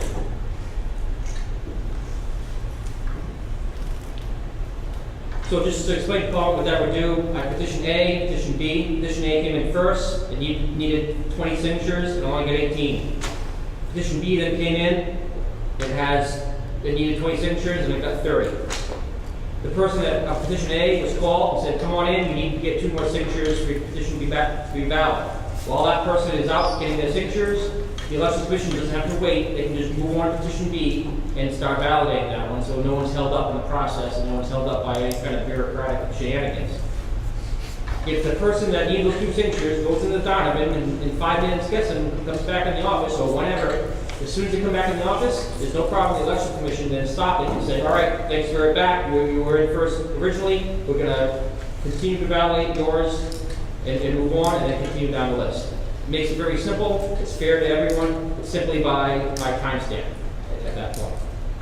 That, Mr. Speaker, is my rationale and my motion to amend the elections policies and procedures of the Election Commission of SEG. All right, so motion been made to amend, I'll second. seconded by President Lima. Discussion. Before we get to that, I just wanted to say, Mr. Lima, thank you very much for taking the lead on this. It's a very important issue. Our students are being tied up with red tape. But last meeting, gotta do something. Right, exactly. You know, and one thing I would recommend to the incoming student community government leadership, as well as the members of the body that are coming in next year. And ready for this? Everyone sit down, everyone in their seats. Open elections to the student body. Open elections. It's time to open elections to the student body. I'm a Catholic. We're not the papal conclave here. We're not going to elect someone from within. Every student, we are here representing the student body. I'm an at-large representative. The president's an at-large. We have a couple of at-large representatives. We have Brown Hall representatives. All these students, they sign a petition, they hand them in. They show that they approve of them becoming a member of Parliament. That's not enough. We represent these people. They should have the right to elect us. And with that, next on the list is President Lima. Thank you, Mr. Speaker. I know this has been talked about by Parliament twice now. I know the only argument against it is that it didn't go to committee. I know that has been brought up in the office already. However, Alumni Representative Lima is correct. There's nothing in the election policy that says that it has to go to committee. This is the second time we talked about this last week when it was first brought up. We're talking about it now. I believe there's at least 3, I think 4 possibly members of the election committee in this room right now. And I've seen a lot of them nodding their heads in agreement to these changes. So that's just my opinion on the matter. That's why I think Parliament has every legal right to take action tonight. Absolutely. Representative Gomez. I'm all for this, sorry about this revision, but my only concern is that the same 50 people will be the only ones represented on this committee. So so I would maybe limit it to like 5 signatures, but I feel like it should have some type of limitation because we are representing 8,000 people on this campus and be able to vote. Thank you, Representative. So what the court ruled was that any limitation is inherently unconstitutional. For one, most petitions aren't required to obtain 50 signatures. There are already petitions available to members of the student body that have a differing number of signatures required depending on the size of the constituency that the person seeks to represent. If you want to represent a major that only has 15 or 20 enrolled students, you only need 1 or 2 or 3 signatures to represent that major. I have seen petitions come through student government in the past that literally required 1 signature. So the person could sign their own petition and by virtue of that become a member because their major only had 2 members. you have to remember, the petition process is essentially a check and balance against a committee of the whole. You can't have 1,000 people show up at a meeting and run a 501c3 nonprofit with $1 million budget and expect business to be conducted regularly. So there needs to be some sort of process to get on to student government. To minimize the process as much as possible is preferable. But once you add restrictions on the number of petitions that a student can sign, you're inherently restricting their right to have a voice in that process. And keep in mind too, a student cannot sign all 50 petitions of members of parliament because the membership of parliament is split up amongst different constituencies. I was commuter at large representative for 7 years. For 6 years, I was a freshman rep for 1. I should have been a freshman rep for 3 because I was a freshman for 3 years. But when I was a commuter at large representative, I could not sign the petition of a residence hall representative. I could not sign the petition of an anthropology major. I could only sign a petition of a constituency that I reflected, which was commuters at large and my major, which is communication. Therefore, the concern that, well, what if 50 people just sign each other's petitions is invalid, because there's no way within the existing rules that that can happen. There's already protections in place to prevent that from happening. And limiting in any way the number of petitions a student can sign is an unnecessary protection to include. As I read in the case in the court issue before, it's legislation for legislation's sake. It doesn't actually accomplish any protection that it may be intended to accomplish. It's not just, frankly, not necessary. And to echo what President Lima had said, this document was last approved by the Elections Commission in February 2016. Prior to that, it was last approved October 2000. And prior to that, May of 1978. So in the history of student government, the Elections Commission's policy has been approved by the Elections Commission 3 times. However, it's been approved by Parliament in 1974, 1987, 2000, 2009, twice in 2010, 2013, 2014, and twice in 2016. So the precedent is certainly there for this document to be approved by this body without the need to go through a bureaucratic, unnecessary additional process, delaying change, delaying progress, when we're all right here in the room to make a decision. Let's just get it done. Let's make it happen. Let's not have unnecessary restrictions that are ruled as unconstitutional on students that become members of this body. Let's make the process easier. This is the way to do it. This is the start of it. It could be made easier in the future, who knows. But this is, I think, a great start and a great way for this body to finish the year and hand off to the new officers and the new members of next year and say, take the ball and run with it. Thank you. Thank you. You still have the floor. Yeah, because I used it, right? And what I had to say was, so what exactly would we be validating? Because I'm on the elections committee. So we used to validate that they're not signing 2 signatures and that they're a student from that constituency. So we would just be checking the constituency and that's it? Right. Which is exactly how every other level of government works in the local, state, and national elections. It's just a checking to make sure the person is part of the constituency. That's the only check that exists elsewhere. All right. You still have the floor? Okay. Director Pardo. Just to let the room to actually get to see what changes you actually want to make. I hate to be this guy. Can you go over them one more time so we can just actually see what's happening? I'll just summarize. Yeah, I don't.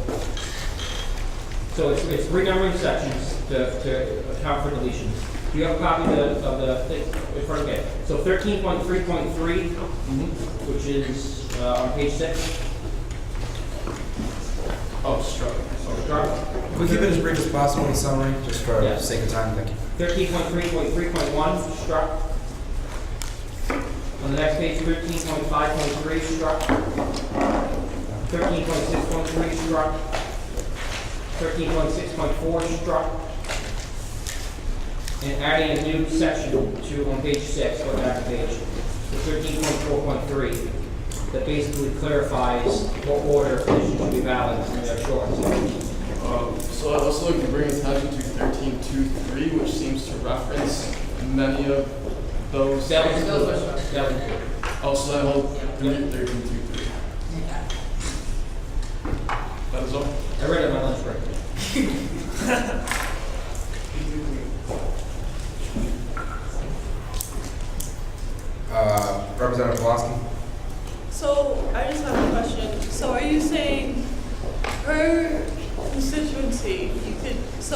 Arch has 6 reps, I believe, right? Fine. So you could technically get the same people per constituency and be okay. The odds would be astronomical, I think, for 6 people and have the same 50 people sign 6 petitions. But technically, yes. But even so, if that were to happen, those 6 seats might otherwise go unfilled. So what's the issue? Because ultimately, all the petition process is a check and balance to get on the body, and it's not necessarily a direct election by anyone. It's just a process to get here. Representative Polanski, does that answer your question? Okay. So, Representative Monahan. I just want to note that I'm on the Elections Commission and I will be voting yes on all these amendments. And to address your concern, I have not seen on any of the petitions I validated a student reach more than 2 signatures, so I don't really see those concerns. Representative Costa. Thank you. I'm totally in favor of your proposals. Something that happened to me, kind of think it's related. When I was putting out my petition as a person in history, I had gotten people with history and then people with history secondary ed, and that kind of got me a little bit of a struggle because I wasn't aware that you had to get strictly history and not history secondary ed or history. But to me, I think it's very important, according to what you're saying, that in a case like that, history can fall under people that have the educational addition to it. I think should also fall under history because frankly it is history, and I totally in favor of what your proposal feels of that. Representative Gomez. Last comment, I just want to say that, like for example, you went out for your constituency of history. I went out for my constituency of at-large. You could have still had the same amount, but you could have had the same people because these people still wear different types of hats as well. So I totally agree with this. I would definitely eliminate a lot of those. Representative Percy. Just kind of roll some ideas in my head here. I agree with this. However, the point that you're making is that it would remove limitations for people to get on, which I would agree with. However, I feel as though removing it won't immediately impact the body as you would hope it would. Because if you broadcast, there's no limit of how many you can sign, I don't think that will immediately increase this body, because if people were motivated enough to get here, they would have went and tried to get signatures. Whether, I don't even ask people if they sign petitions twice anymore, I just ask them to sign it and just hope that they happen. That's just how I do it. I agree with it wholeheartedly, it makes sense, but I just feel like the idea that it's a limitation might not be correct term in my opinion, but I do think it's the right way to go to help increase the body for the future. Mr. Lima, would you like to respond? Thank you, Mr. Speaker. I would just say the road to justice is paved with many small stones. This is not necessarily a fix-all, not be all, end all, but it's a step in the right direction. I wasn't directing it toward the middle of the President Lima. I pass. Representative Lima. You Pass. Representative Enos. I just have a question. I don't know if you'll be able to answer this, but how many people took out a petition to join SCG, and how many people filled out those petitions? Like, how many people didn't follow through with the petition? Yeah, so I can answer that. As of right now, there are 21 petitions out, and 8 came back so far. So I think that would just... Yeah, I think that definitely helps. Absolutely, I would also support this petition. Secretary. Out of any of those 8 that did come back, were any turned away because of these rules? Yes. How many? Probably maybe 2 or 3. Representative Gomez. I feel like this is just getting really tedious. Can we move to a vote? Yeah. Is that a call to question? Call to question. Okay. Any objections? Okay. Move to a vote. Do you have an objection? Yes. Okay. I just have one potential. Well, first we'd have to move to a vote on the call to question since you object. So motions to Representative Gomez, call to question, anyone second that? Second by Mr. Costa. All those in favor of moving to a vote, please say aye. Aye. Opposed, nay. Nay. Abstentions? Abstentions by Mr. Lima. Move to a vote now. All those in favor of the changes, please say aye. Aye. Opposed, nay. Abstentions? Congratulations. All right, before we move on to the next agenda item, we just lost our deputy speaker because we had to leave. Mr. President, could I nominate the vice president to be that? If you want. Okay, so I'd like to nominate Vice President Ruggieri to serve as deputy speaker for the remainder of the meeting and preside over any votes that I may abstain from presiding over.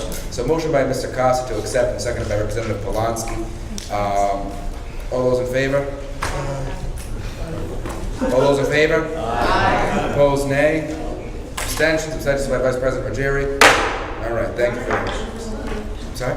Can I make a motion for something? Right now, yeah. Huh? Sure. Am I allowed to move issues of Parliament up to be in front of the 2% tuition increase discussion? Only because that's going to be a very long discussion, and I know those students will be able to say something, and they might have classes to study for. Is anyone can do that, or You can make the motion. can I make a motion to do that? All right, so motion been made and seconded to move issues of Parliament to now. Any discussion on that? Hearing none. Mr. Yeah. Finally, there is a motion to have a partial issue of Parliament members now, and then also a partial at the end of the night. That way, it can be partial discussed now, and if people have things they want to come at the end of the meeting, they can still do so. Without objection, so ordered. All those in favor say aye. Aye. Opposed, nay. Abstentions? All right. Moving on, you have, this thing talk to Marissa Weiss? Yeah, I forgot mine. Okay. She has me. Why are you judging?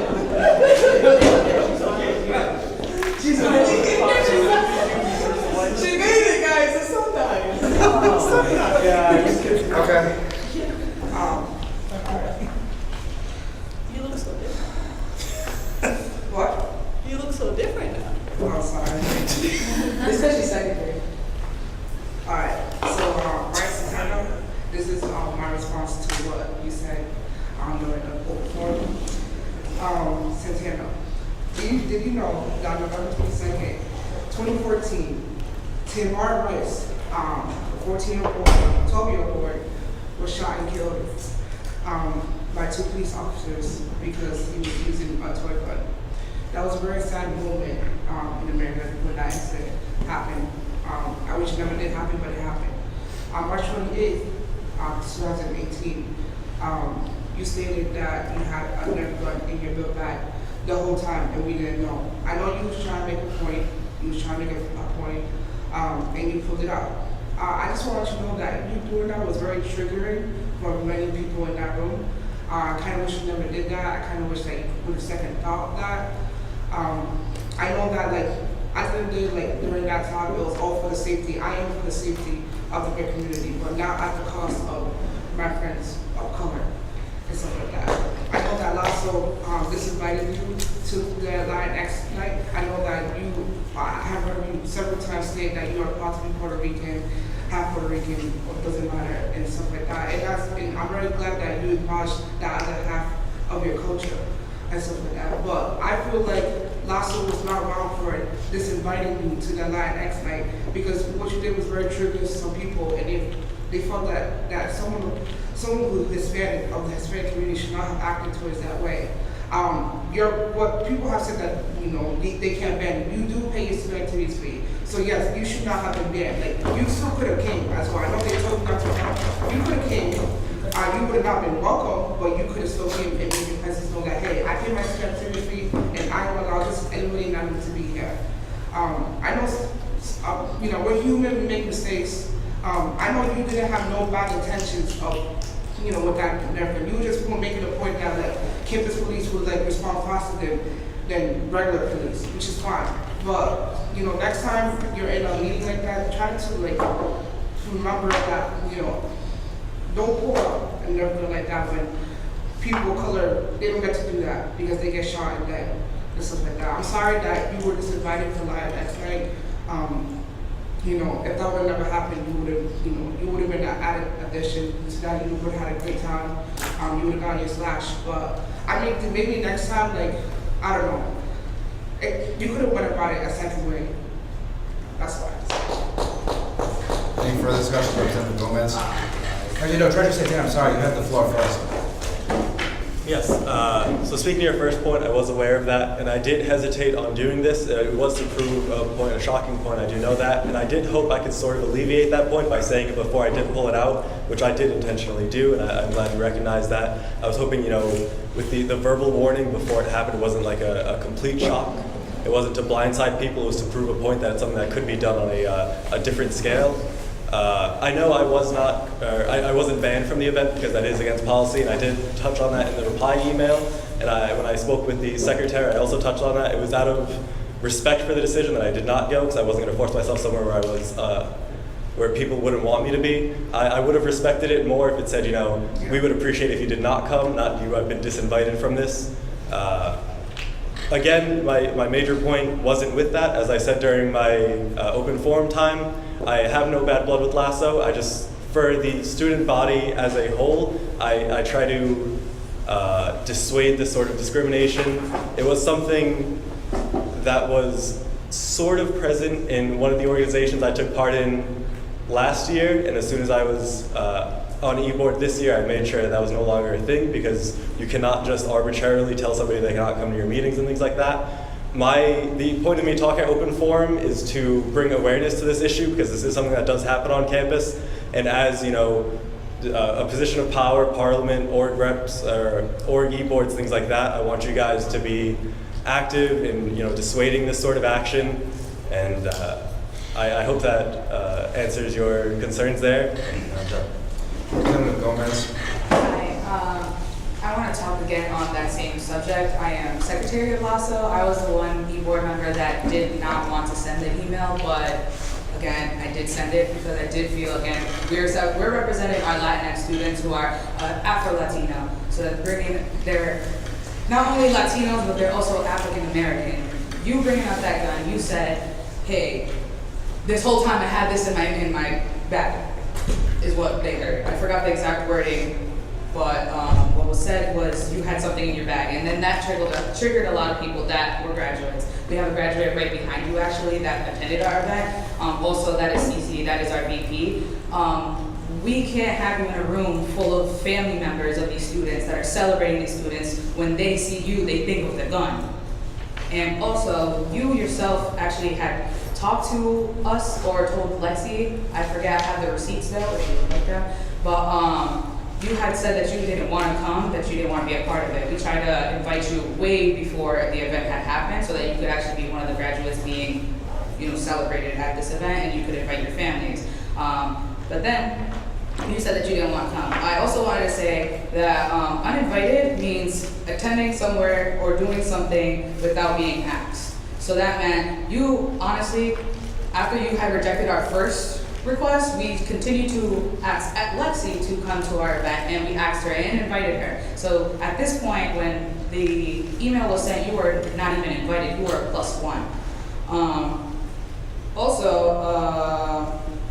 There's a statement that is being brought to the Dean of Students, Marissa Weiss. I know she got kicked off of Parliament, but Amelia, our president of LASO, will be meeting with her tomorrow. Because Brian Santana's actions, made the students of this community now questions Santana's position at SCG, and their safety is at risk around him. I can share that 20 students that attended the March 28th meeting have made and signed this statement, and some of these students also attended Latinx graduate night, 3 of which were graduating students and LASO was honoring. From what I have read and to my knowledge, there was a poorly written email that was sent the night of the event. And from my understanding, Santana knew and was told in person of the issue at hand prior. I feel that as though LASO was put in a situation of choosing between ensuring and not ensuring the student safety of that night.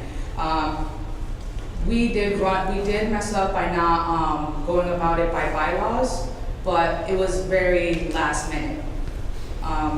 Also, To be clear, this situation is nothing to do with the political beliefs, but rather the well-being of the community. I fully support Lasso's decision as, who's treasurer-elect and secretary of Lasso, which seems to have not been the easy one, because it wasn't easy. I literally tried to argue this because I represent the students.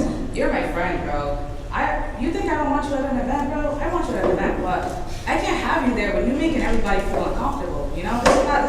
This is not an event to make you feel good by yourself when it's a whole event for a whole community of people and their families, man?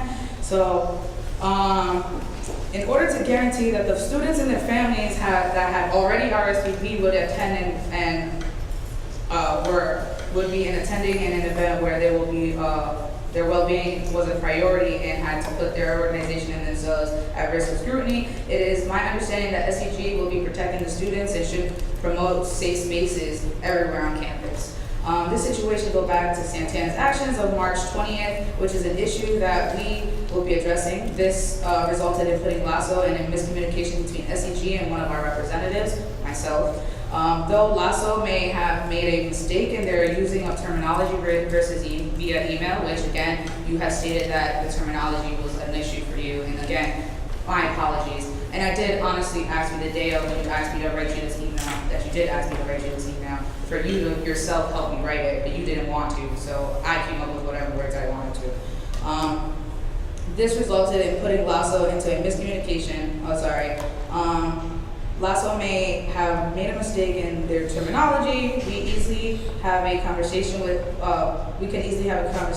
them about how they misstepped, how to avoid it, and what they should do next time to make the students who feel unsafe around the SEG representative. Either way, Lasso should have never never have been put in this position to decide if one of our representatives should have acted in this manner or not. So, moving forward, we should be mindful of the actions we make. I messed up on March 28th as well, man. I apologize for it. We still haven't received an apology from you. And you should have at least acknowledged that that wasn't something that made people feel comfortable. We can be more conscious on how and what we do that can affect our students, and no student should have to worry about their safety around us, especially that we are representing the student body. Nate, thanks. I'm gonna yield the floor to you because I know you have some words to say. It is a reiteration of my earlier statements of respect, of understanding that there is a time and a place and a way of delivering what you want to deliver, and in choosing to pull out a Nerf gun at an incredibly tense, highly emotional, and visceral meeting, that was a poor choice. And because of that poor choice, you put an entire student organization in an uncomfortable spot.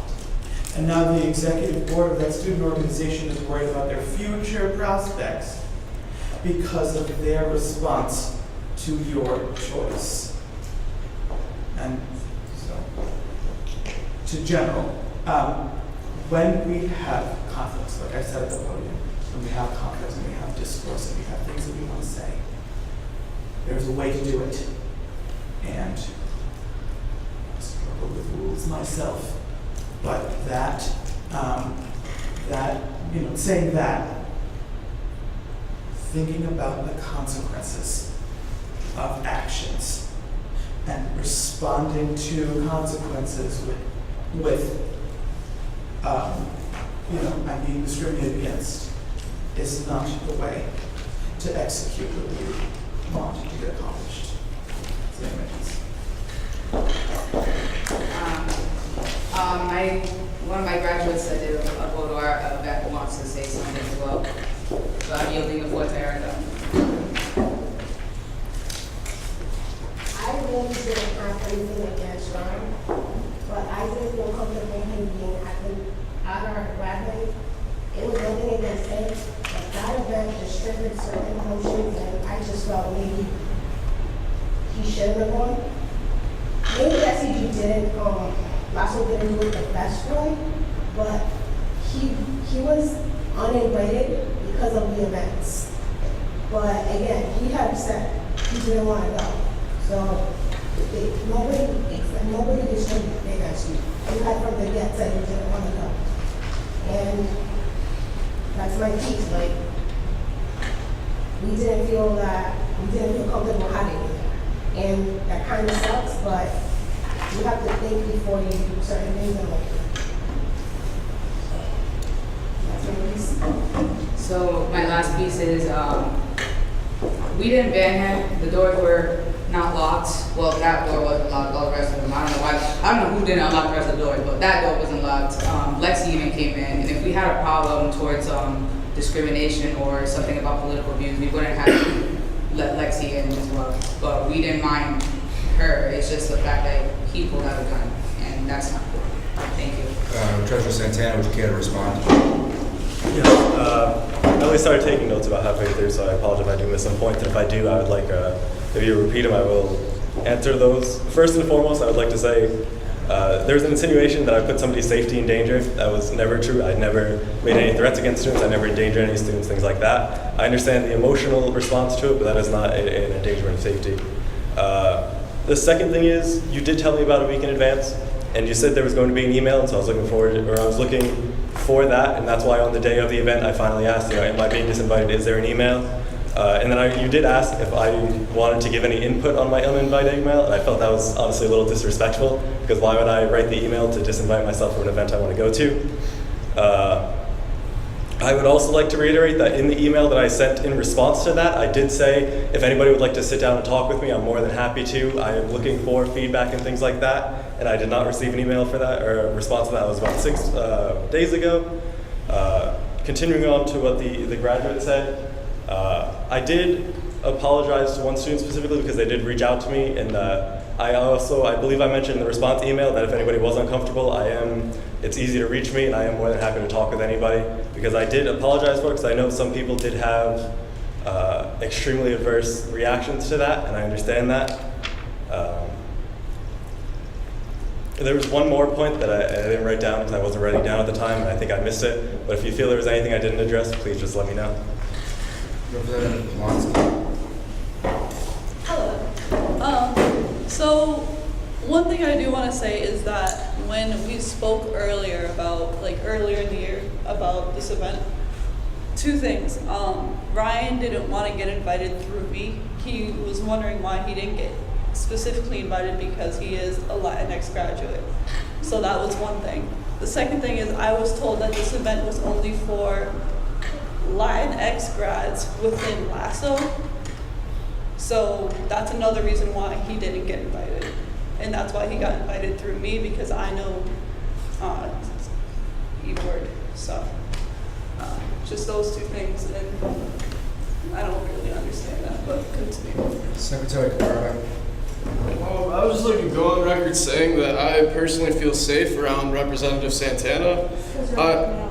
I am not condoning his actions, but Lasso needs to revisit how they handle conflict. Thank you. Next on the list is Treasurer Santana. Yes, there was something that I was reminded from this back and forth that I wanted to talk about that just immediately slipped my mind again, so I will remove myself. Representative Gomez. Hi. First, I would like to say, in the nicest way possible, you are not a person of color, so obviously you don't feel untouched by this. I do not want to generalize this to every person that is white, but I want to say you're not at right to say anything about people of color. If we as a whole felt unsafe because of the action, that is our decision. Also, it says when he said talk to the whole talking thing, he threatened us. Rather, he said, yes, he did mention we could have a conversation. As he said, due to the singling of myself from the executive board of Lasso, I will be reaching out to administration on the basis of discrimination, as I feel that it is unfair to myself based on my political beliefs. So you already had told us you're going to administration, so I didn't think there was really a conversation to be had. Also, you're not a member of Lasso, so that's why you didn't get a direct email to yourself. we, out of courtesy, because of Lexi, we're gonna give you also a stove because of that. But you are not a member of LASSO, which is why you weren't invited in the first place.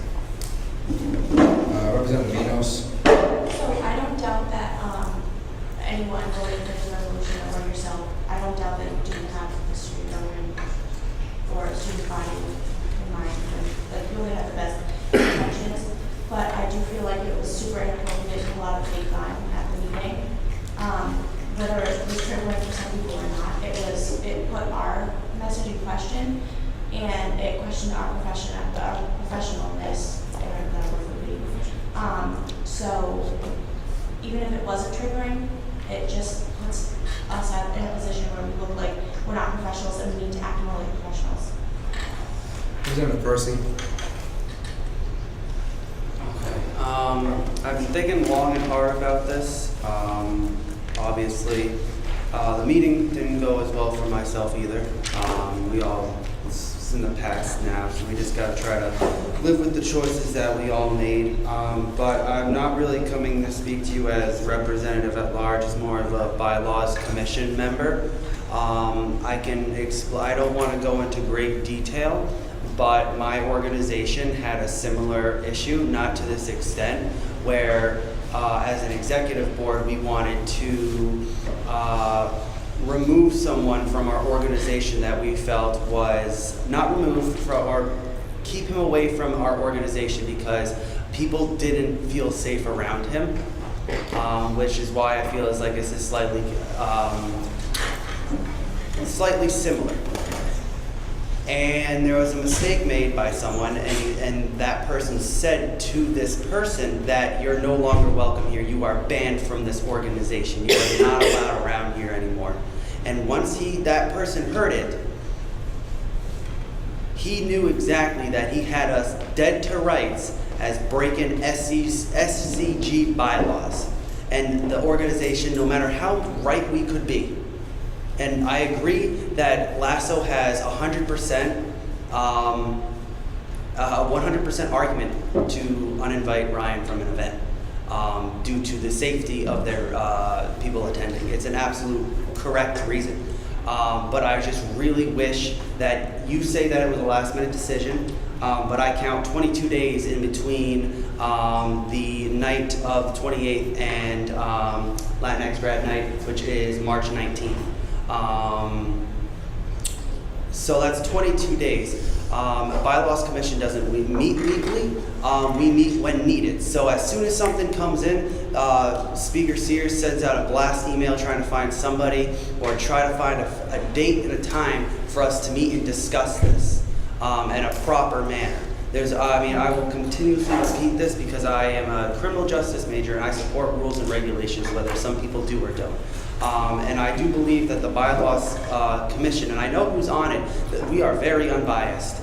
And we just want to do what's best for the organizations and the people that have claims. We want to make sure that everything's done fairly. And I know that maybe it might not have been able to be complete by that 19th. It might not have been. But it's just really disappointing that it wasn't even brought up to bylaws.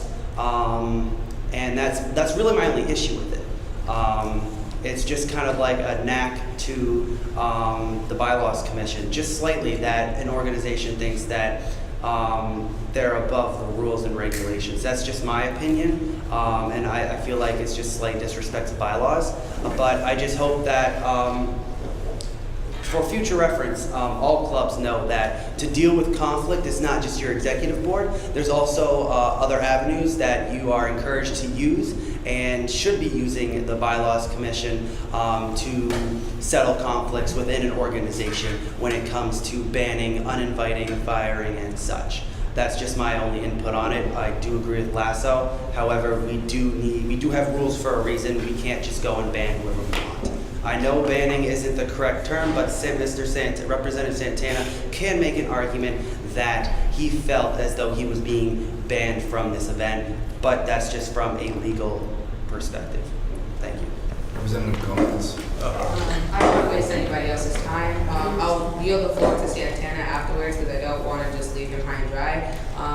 So sorry for wasting all your time, because I know a lot of you probably want to go home at this point. But I'm sorry that this even was brought up. I'm sorry that you felt how you felt, but I'm not sorry for not uninviting you. I feel like, yes, we did go about it the wrong way. We should have gone it by bylaws. Again, like Kirsty said, that it would probably have taken a longer time. But I try to go without bylaws because of the fact that we had a personal friendship. So I thought me just telling you would be fine. And the reason why you got the email the last day was because of the fact that I was still fighting for you, bro. And this is pretty sad to have you brought. And I yield it. Yes, so the important thing I wanted to say is that I am not targeting Lasso. I'm not looking for any sort of repercussions against the organization. I understand their decision. The only problem I have with that was the slight, the grammatical flaw of it. But what I'm looking for is overhaul for the entire student body so that executive boards don't think they have just like the total control to ban someone from an organization, because all organizations are all inclusive. That's the major point I was trying to drive home with the open forum and with this conversation. I am not looking for anything to happen to Lasso. I understand that if the email just said, hey, there's people that said they would be more comfortable if you weren't there, I won't be there. I know I'm not wanted, and I understand that was the sentiment of it. But if another student were to receive, you're an uninvited from X org or X event, then perhaps they're like, oh, well, you know, I'm completely banned. I do wish that when I reached out and said, hey, could I sit down and talk with somebody, I wish I got some sort of response for that, because I would have loved to have that discussion with somebody instead of just one email to me, one email back, and then just silence. And I am sad that I had to come here instead of being resolved. I skipped Parliament. I skipped the last Parliament meeting. I didn't go to open forum then because that's not how I wanted to go about it. I was hoping someone would reach back to me and say, hey, you know, let's have a conversation. But this is what it took to get that conversation going, so here I am. Anything else? All right, moving on. How were we? 2% increase discussion, President Lehman. All right, so most of you who weren't here last week, we had this discussion, and I'm bringing it up again. I know the new representatives from next year, new officers are in the room, we have other students in the room. It's an important issue, and I have a very strong worded resolution coming up right after this that, in my opinion, gives reason or makes my reasoning that I believe why the tuition increase is going up is happening. I just want to say that I'm still dissatisfied with how the increase was handled by the administration. And I can see from their perspective, they took the opportunity last minute to go to the board for post-secondary account education and do this 2% hike. However, you know, we as students didn't find out about the fact that tuition is going up by 2% till the next day until it already happened when we all saw that email. So, you know, that's all I really have to say on this matter. And if this is further discussion, Representative Lehman. Just to give the body some ideas for next year.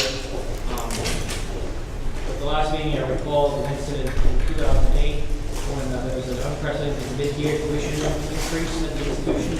I think somewhere around that time frame, within that span of a couple of years, there was a 12 or 13% proposed tuition increase. It was just outrageous what students are being asked to shoulder. One action that this body took that I thought was pretty effective was in the spring semester when the budget is introduced in General Assembly. The body set aside some funds to rent a bunch of school buses, which are available in the middle of the day because they're only used in the morning and the afternoon generally.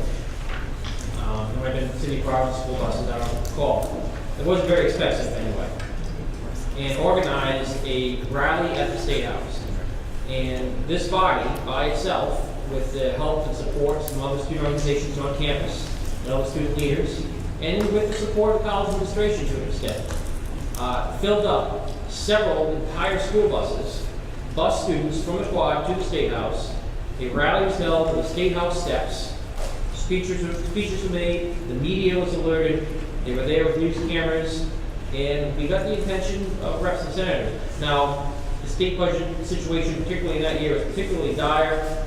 I don't know if it really had much of an impact in the end, but the voice was heard. And as I mentioned at the last meeting, if this body really wants to have its voice heard in state government circles, you really need a full court press. It can't just be one action, one study committee, or one resolution.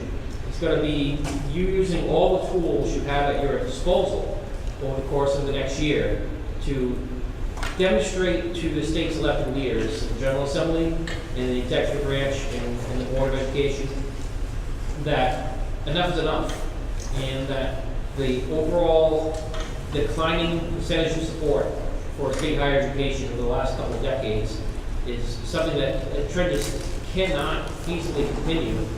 And Rick still maintaining its long-time reputation as a college of opportunity for low-income and first-generation Rhode Islanders. I was the first person in my family to graduate from college. I came here because I could afford it. But by the time I graduated from here, tuition had more than doubled. And if that happens again over the span of the next decade, the state itself will be putting its own state school out of reach for the students that's supposed to be targeted to provide an opportunity to get a degree to. And this, I think that's a big job for this body over the course of the next year to try and reverse that trend. And we really just need to use any tools at your disposal to do it. Thank you. Any further discussion? All right. I'm going to hand it over to the Deputy Speaker at this time. So next is new business, the tuition increase resolution. President Lima. First of all, I want to make a motion to approve this resolution. Receiving a motion. Motion by Representative Percy, second by Secretary Furta. All right, so I'll speak first on this. I know the title, if you don't have a copy, I have copies over here. Does everyone have a copy of the resolution? All right. I know the title may or may not make an assertion. I will say that I wrote this title and I created this title because of what I've heard throughout the year at our council meetings where the college has said that 500 students enrolled at Rick have, when the RA Promise Scholarship was passed, enrolled at CCRI. And I know that has an effect at this college, a deep effect. With that being said, I'm very interested in hearing what the body has to say about this resolution. I know it's a very strong statement to make. I believe this body definitely should make some kind of statement about the tuition increase, even if we end up amending this resolution. And that not only should this resolution, I definitely believe, and it says in the resolution, that we need to contact local media. A copy of this resolution to go to the State House, to the Governor's Office, to the Senate President, to the Post-Secretary Council of Education, whatever we come up with tonight. Again, it's my opinion that the RA Promise Scholarship is having a negative impact for Rick. And this is an issue that's been coming up in this body and at Rick Council meetings, that the college is now scrambling, in my opinion, what I've seen there, to now compete with URI to get students to transfer to Rick as opposed to going to URI. Because it's now cheaper to graduate URI with a degree if you're an RA Promise Scholarship receiving student than just to attend Rick for 4 years. So if you get the RA Promise Scholarship, do 2 years at CCRI, do 2 years at URI, it's cheaper to just do a 4-year degree at Rick. So that's why I feel like the RA Promise Scholarship does damage this college possibly. Originally the RA Promise Scholarship, as it was proposed last year at the General Assembly, was going to be 2 years subsidized by the scholarship for both Rick, URI, and CCRI. Due to state budget concerns, it was made only for CCRI. So that's why I mentioned the scholarship. But aside from that, state funding has been going down and declining for decades. We just talked about this a minute ago with the amount of tuition hikes, tuition increases that have been happening. So I'm very interested in what the body has to say on this. Representative Costa. As a co-signer to this, I was made aware of this, and I felt it was very important that we get this out to the public. I feel even if once we pass it here, I totally agree that we should make the outside public made aware of this in any way that you guys see fit. I would be totally in favor of. But as a student that also had to pay the tuition, and I know that if I was still here, though I'm graduating this year, if I was here for next year and had to deal with this increase, I obviously wouldn't be happy. And also, I also found it very important to be on this bill, being the fact that I was the chair of the fee committee here. But I totally agree with this resolution, and I totally agree with it. Thank you, Representative Monahan. Hi, yeah, thank you. I just want to point out a fact to the body, and this isn't about for or against at the moment. So the Rhode Island Promise Program is a last dollar scholarship for those who don't know what that means. That means that if you are eligible for federal money, like the Pell Grant, that kicks in first, and then the RI Promise will cover the unmet need. Of those students at CCRI, the RI Promise only pays out for about 30% because 70% of CCRI students are covered by a Pell Grant. And the Pell Grant covers the total cost of tuition at CCRI.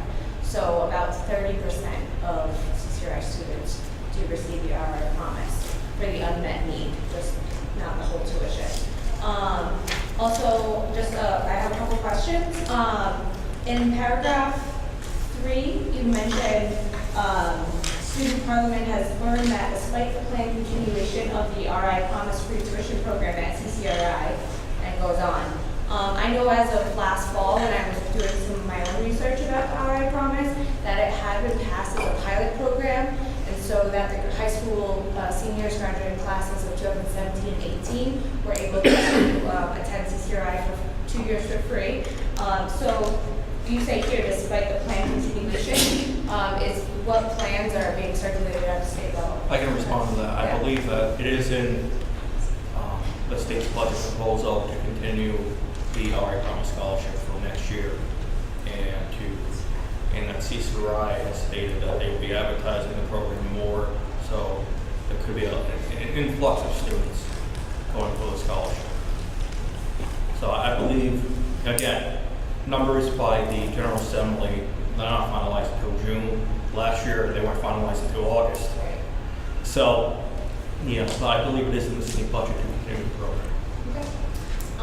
And also, do you believe that this program should be dissolved in total, or that just more resources should be allocated to RIC? I absolutely do not believe the program should be dissolved. I believe more resources should be allocated to it. I'm glad you brought that point up because I'm willing to change this document to make sure that that message is being sent when we pass this. I believe that there's an effect happening at RIC where I don't think it's by coincidence that we have to deal with tuition hikes and the same level of state funding. While our CCRI is fortunately for CCRI is getting additional students ultimately because of the RI Promise Scholarship and therefore additional funding. If I could turn back time, if I could call the State House every day, if everyone called their written last year, things could have gone differently. The RI Promise Scholarship could have been applied to all 3 state institutions, but it hasn't. So I believe there are some unforeseen negative effects that are current that I believe have happened this year in the declining enrollment of the freshman class and the amount of revenue, including fee money for SCG, that has gone down because of that. So what I hope to do with this resolution is that to counterbalance the RI Promise Scholarship and possible negative effects on RIC, that state funding for RIC is increased.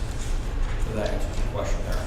It does, and I would just like to go on record that I would like to reflect the President's remarks that he is in support, and as a body, we support the continuation of RI Promise because I think it helps a large percent of the students access higher education that might not otherwise also access it.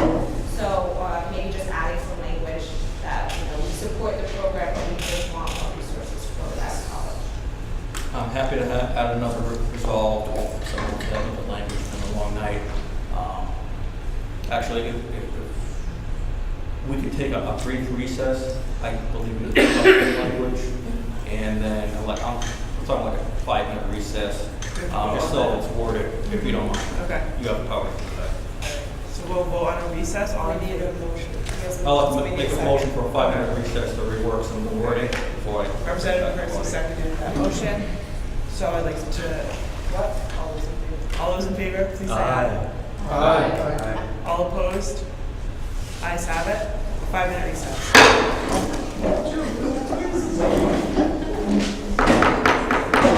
Everyone's back, better than ever. We had a great recess. President Lima, you have a solution for us? All right, I think I do, yes. It comes on the second page for the first resolve. Yes. I didn't realize that there was a back page. Yeah. I didn't know that either. Great job. So basically, I would like to make a friendly amendment to strike the words detrimental impact diversion of funds for. Motion has to be a friendly amendment. All right. Where was that? It's in the first resolve on the second page, where it reads, the following hereby demands the state leaders in government and education recognize the, I would like to strike the words detrimental impact diversion of funds for.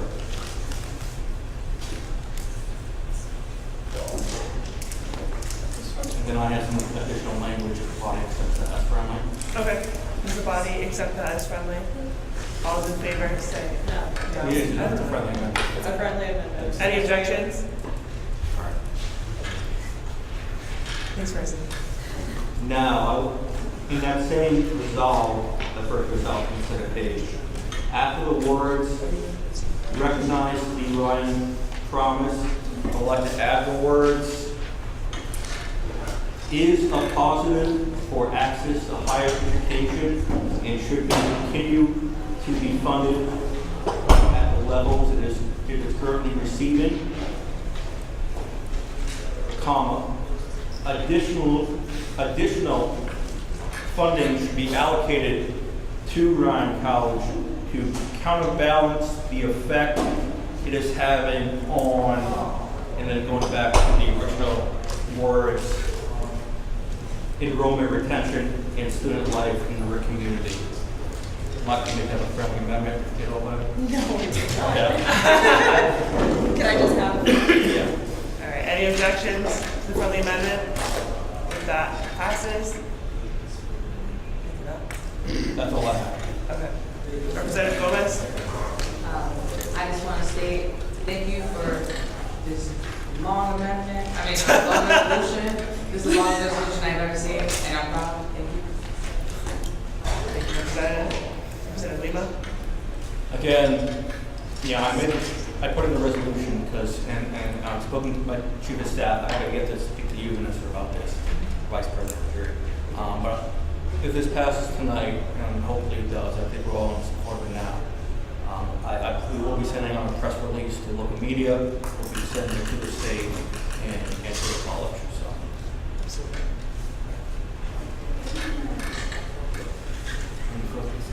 Any further discussion?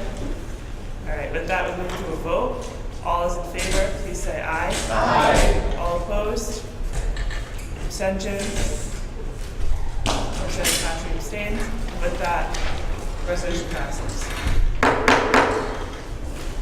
All right. I think the speaker recruits himself to the work us down. He's had a little snack. He's all right. He's coming back. Thank God. That's 3 times right now. Welcome back. My, oh my, what a wonderful day. Sorry about that. I was being a coward out in the sitting area. Next order of business is the tuition increase resolution. I'm sorry, no. Damn campus resolution. Oh, the fun one. Damn campus resolution. Mr. Percy, go ahead. Alrighty. So, it's pretty self-explanatory. I don't know if anybody has any questions for me. However, I feel as though I heard that the student union was going on renovations again. And I know I've talked to Meriwether about this said issue. He'd like to see some type of damp campus type thing for Rick. Obviously, they're looking into redoing some of the housing too. I feel like it would be beneficial. I believe I mentioned that whereas the University of Rhode Island maintains a damp campus policy in which alcohol consumption is not tolerated in public venues, but is deemed appropriate for students over the age of 21 in person quarters and the university club, which they have on campus.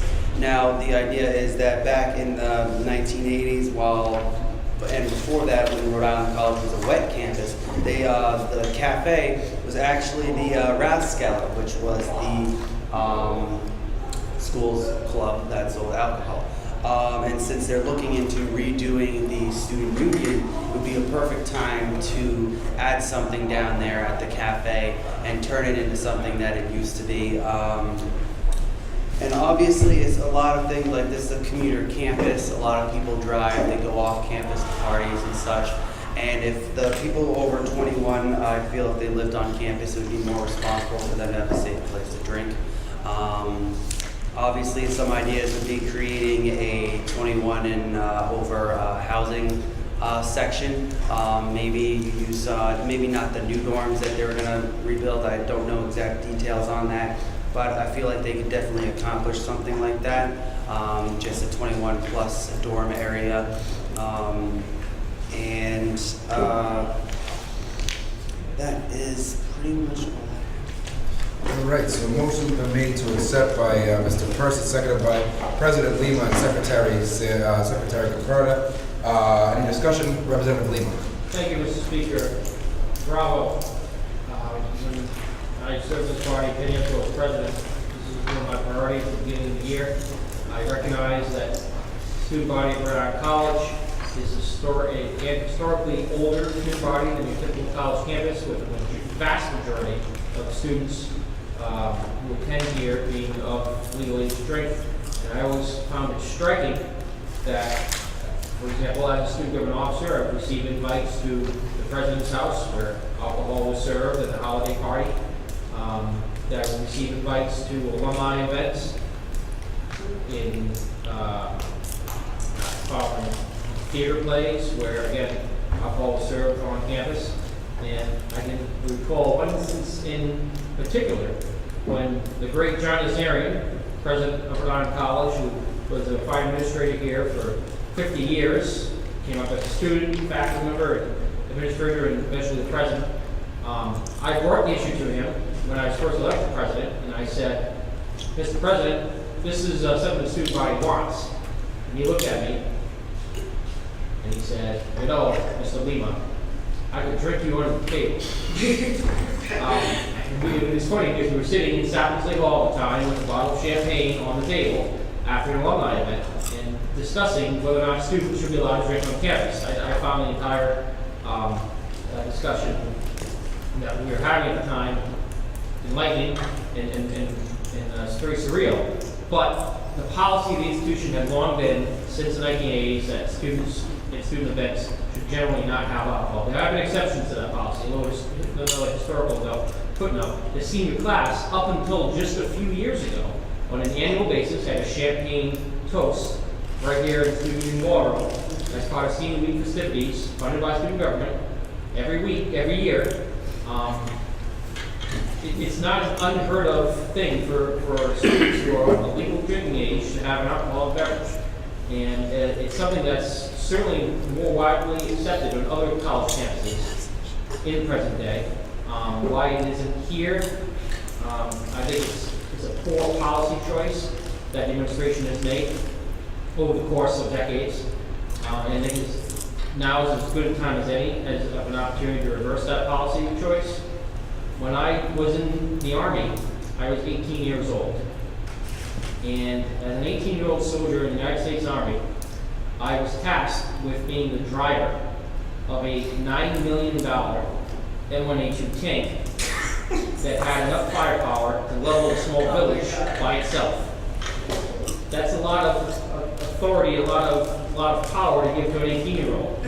However, as an 18-year-old, and later as a 20-year-old, and even a 21, 22-year-old student, I cannot legally consume a beer on campus.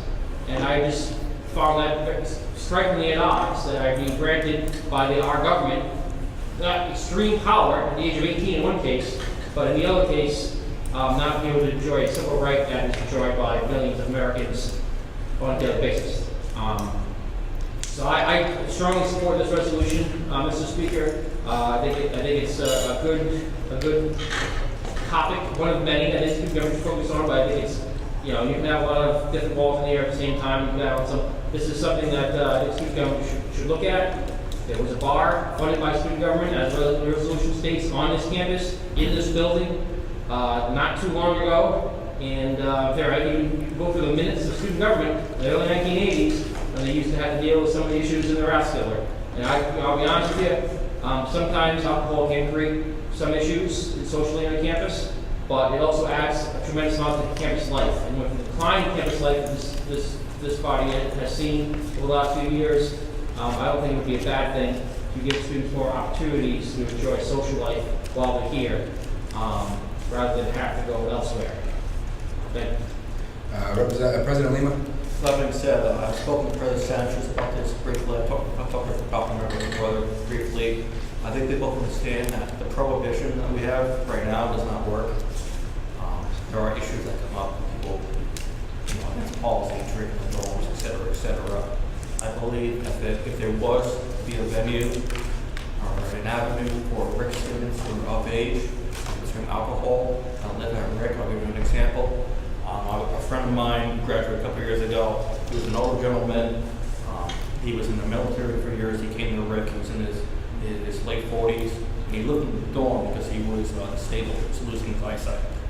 So even someone that was in the late 40s was denied the right, or privilege, as I should say, to consume alcohol in his living quarter after doing so all of his life. When he was stationed in Germany, he was in the military through his adult life. So, again, I believe that prohibition does not work, and that if there's an avenue for legal drinking on campus, that this could actually help solve some problems if done the right way. Representative Gomez. To go off what President Luna had said, having a damp campus as a feminist will at least have the school be able to because our college students are going off campus to go do XYZ, and females could be getting sexually assaulted because of drinking and XYZ. So this at least gives the college the authority to handle those situations and maybe help these women as well. So I feel like I definitely support this. I'd rather the school have some type of fully and justice for women as well as allowing the drinking happen. Representative Enos. So I was just wondering what the difference between a wet campus and a damp campus was, and why are you in favor of a damp versus a wet? So I believe, if I'm correct, I'm sure one of the Limas can correct me if I'm wrong, that a wet campus is there is literally no restriction on where alcohol can be consumed on campus, and then a damp campus still gives administration some leeway and some rules, because obviously if with the damp campus I can't be drinking a beer here right now, but with a wet campus I could. Is that correct, Nick? Okay. Something, yeah, it's environmentally defined. Yes, but I just felt as though a damp campus would be the safest way. The safest and most productive way, because I know Merriweather and Sanchez have pushing for people to live on campus and stay on campus longer for the weekends and stuff like that. We're having a music festival on the 28th, and if this was a damp campus, we could serve alcohol at this event. We could, well, not me, but the administration could, obviously. There's multiple different avenues. We could get more people to come out to events. Obviously, the most important thing about this is to make sure that it's done properly and safely so that we don't have underage drinking on campus.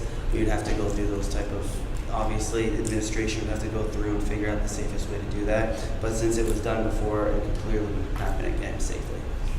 Representative Enos, does that answer your question? Representative Costa? Okay, so I'm going to bring up a fact that not many people probably here know, and I know it. I'm totally in favor of this before I start. There's a policy at a certain place that I've been recently accepted into. Those of you who probably know, I was recently accepted into the Disney College program, and their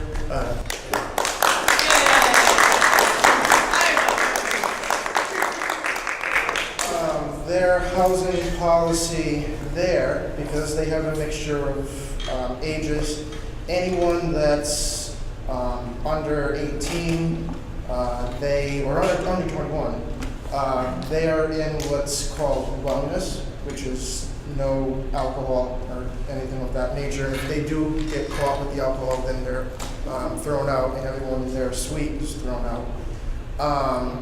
Then there's another version called non-wellness, which is for everyone over the age of 21. They can have alcoholic beverages in their apartment. It seems to me like it's worked for them. I think something like that could potentially work here for the people that are under 21 that want to live in wellness. They're automatically, they have to live in wellness. But for the ones that are over 21 that want to live in wellness, they have to actually sign a form saying that they won't bring in any alcohol into the suite. Something like that, I would see that that could potentially work in our favor here. Just kind of an interesting point, but I felt like I put a comparison to bring up. So I'm in favor. Thank you. And if I may say something on behalf of, since I'm the president of the Italian Language and Culture Club, here. I don't know if you guys are aware, I am in fact the president of the Italian Language and Culture Club. And I would like to have more events here on campus. I would like to have all my events here on campus because we don't have a lot, I was at CCRI before this. Everybody there was mobile. You had to find a way to get around. Here, it's a lot different. Not everyone has cars. Not everyone has, means of transportation. Sometimes they have to pay for public transportation, and it gets expensive, even with the subsidies.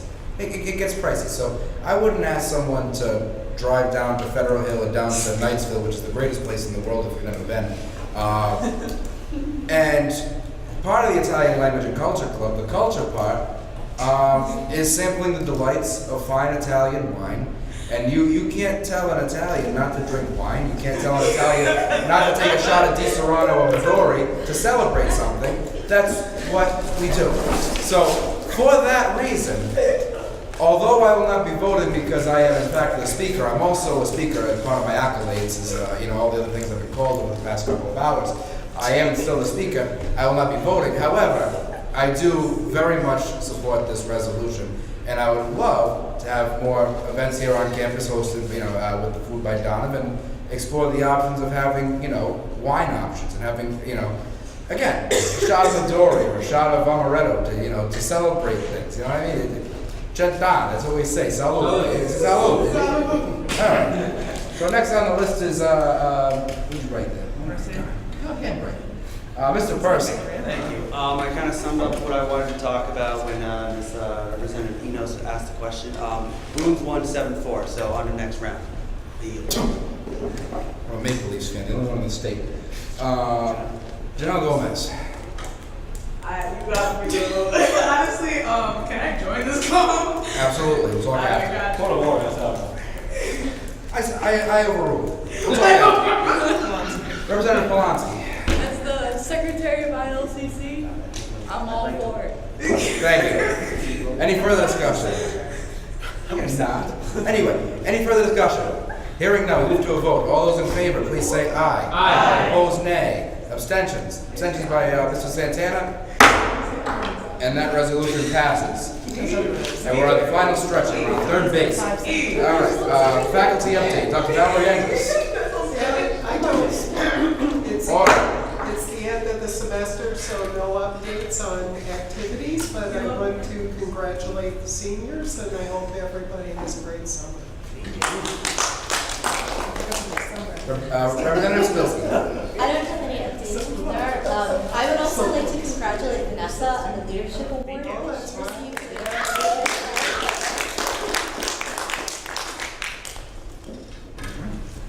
Staff update, Mr. Arthur Patrick. I congratulate everybody that participated, everybody that is coming into office, and I wish you all well on your exams. At the end of the day, we're here for two things. The students, you're here for your degree. So concentrate on that.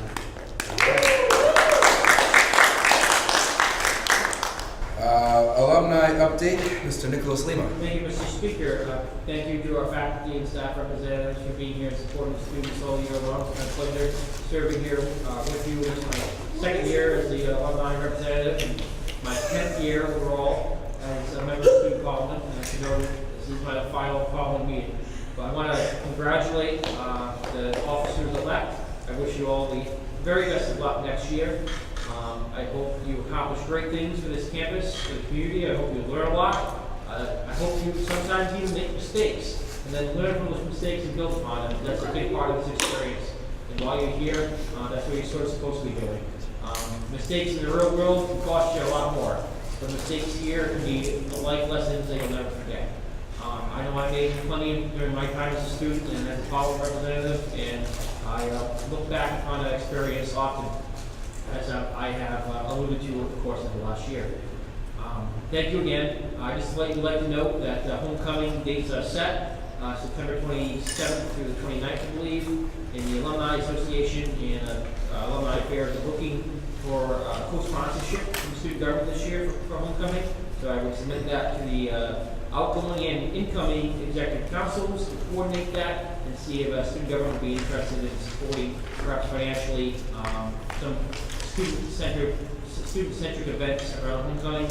I know there was some talk of possibly having a large SEC concert around homecoming weekend or in close proximity to it, but also co-sponsorship and appreciate any support.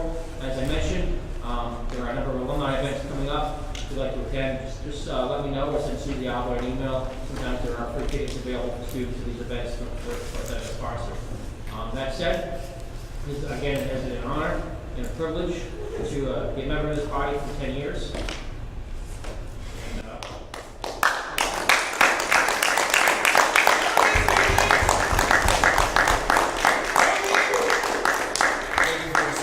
College, and thank you for your service to the student body here. And thank you for your Next order of business is appointments, resignations, and vacancies, Mr. President. Okay. Second to last order of business is issue of parliament members. Anyone have any issues? Representative Monahan. I don't have an issue, I just wanna,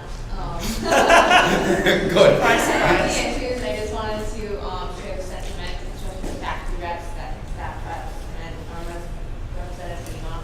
It was a pleasure working with you all this year and getting to know you, and as I am also a part of the college, and we passed my graduate degree, finally, 3 years later.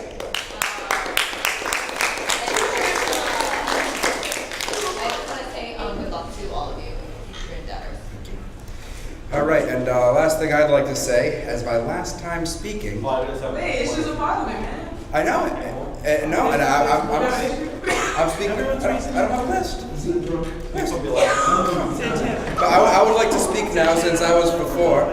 I would like to say that I have. This is my next semester, the fall semester, will be my first ever semester of college where I will not be a senator or representative of the student legislative body. I was a senator for my first 2 semesters at CCRI. I was president of the student body for my second 2 semesters at CCRI. I was a representative here for all 4 semesters and chief of staff, deputy speaker, and speaker. And it hasn't always been easy. And the past couple of months have been difficult. And I've realized that not all of us agree on a lot of things, and sometimes that's how the politics goes. I mean, we're not always going to agree, but the fact that we can come together and discuss our opinions and beliefs is important, and the fact that we exercise our First Amendment rights is extremely important. And you know, I'm definitely not the most liked on this body, especially with the student body. I'm probably in the top 3 most hated, I'd say. But you know, I've been called a lot of things too. I've been called, you know, white collar criminal. I've been called coward. I've been called thief. I've been called fraud. But I honestly hope and pray that all of you can call me your white collar criminal and thief and fraud. And just know that although we don't always agree, I love you all. It has been a pleasure serving with all of you and serving you. Next on the list is Treasurer Santana. I just want to echo something very important alumni rep Nicholas Lima has told us for the entire 2 semesters we've been here. There's no clock in this room.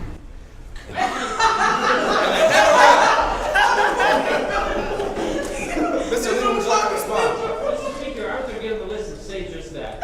All right. Instead, I would simply say. I'm sorry, wait a minute, point of order.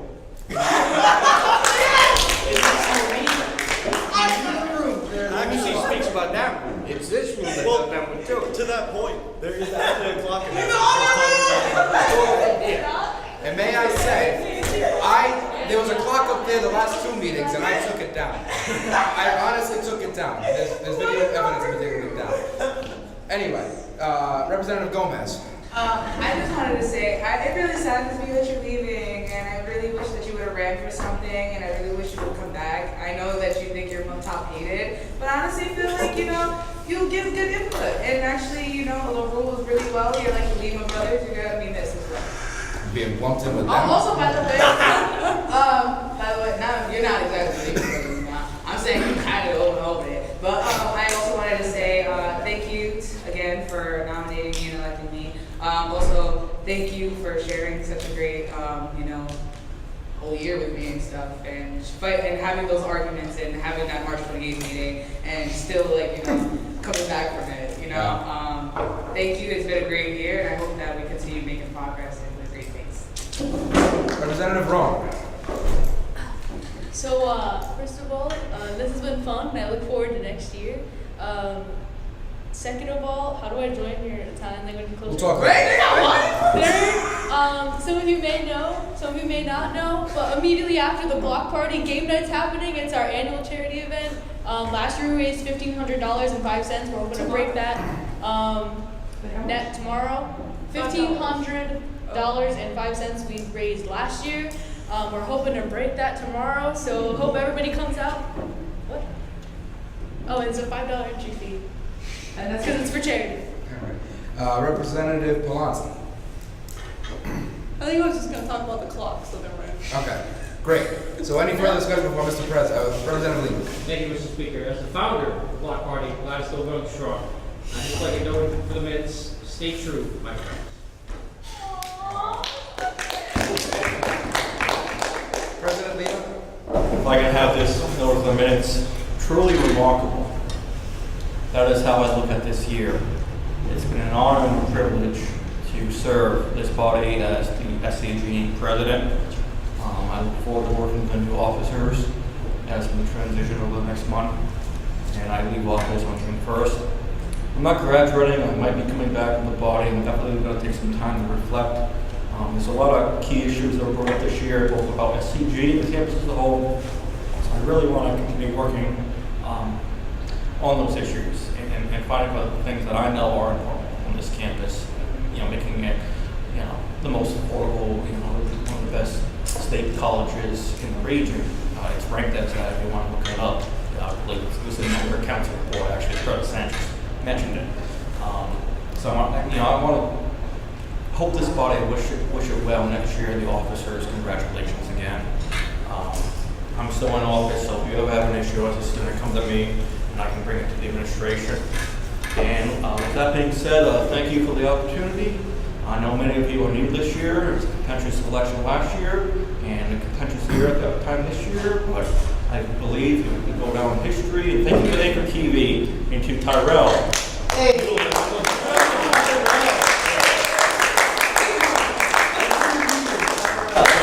People don't want to read the minutes, they watch every meeting on YouTube. So it's a good time. It shows what we do. So what is very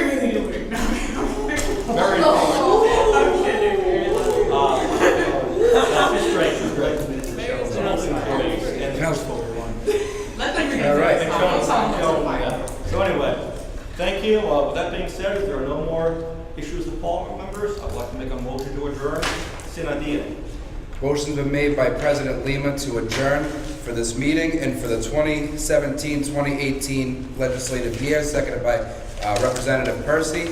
All those in favor indicate by saying... Discussion. Okay. I'll allow it. Any further discussion? Hearing none. All those in favor indicate by saying aye. Aye. Opposed, nay. Abstentions? We are adjourned. Please stay silent and seated for final roll call. Thomas Lima.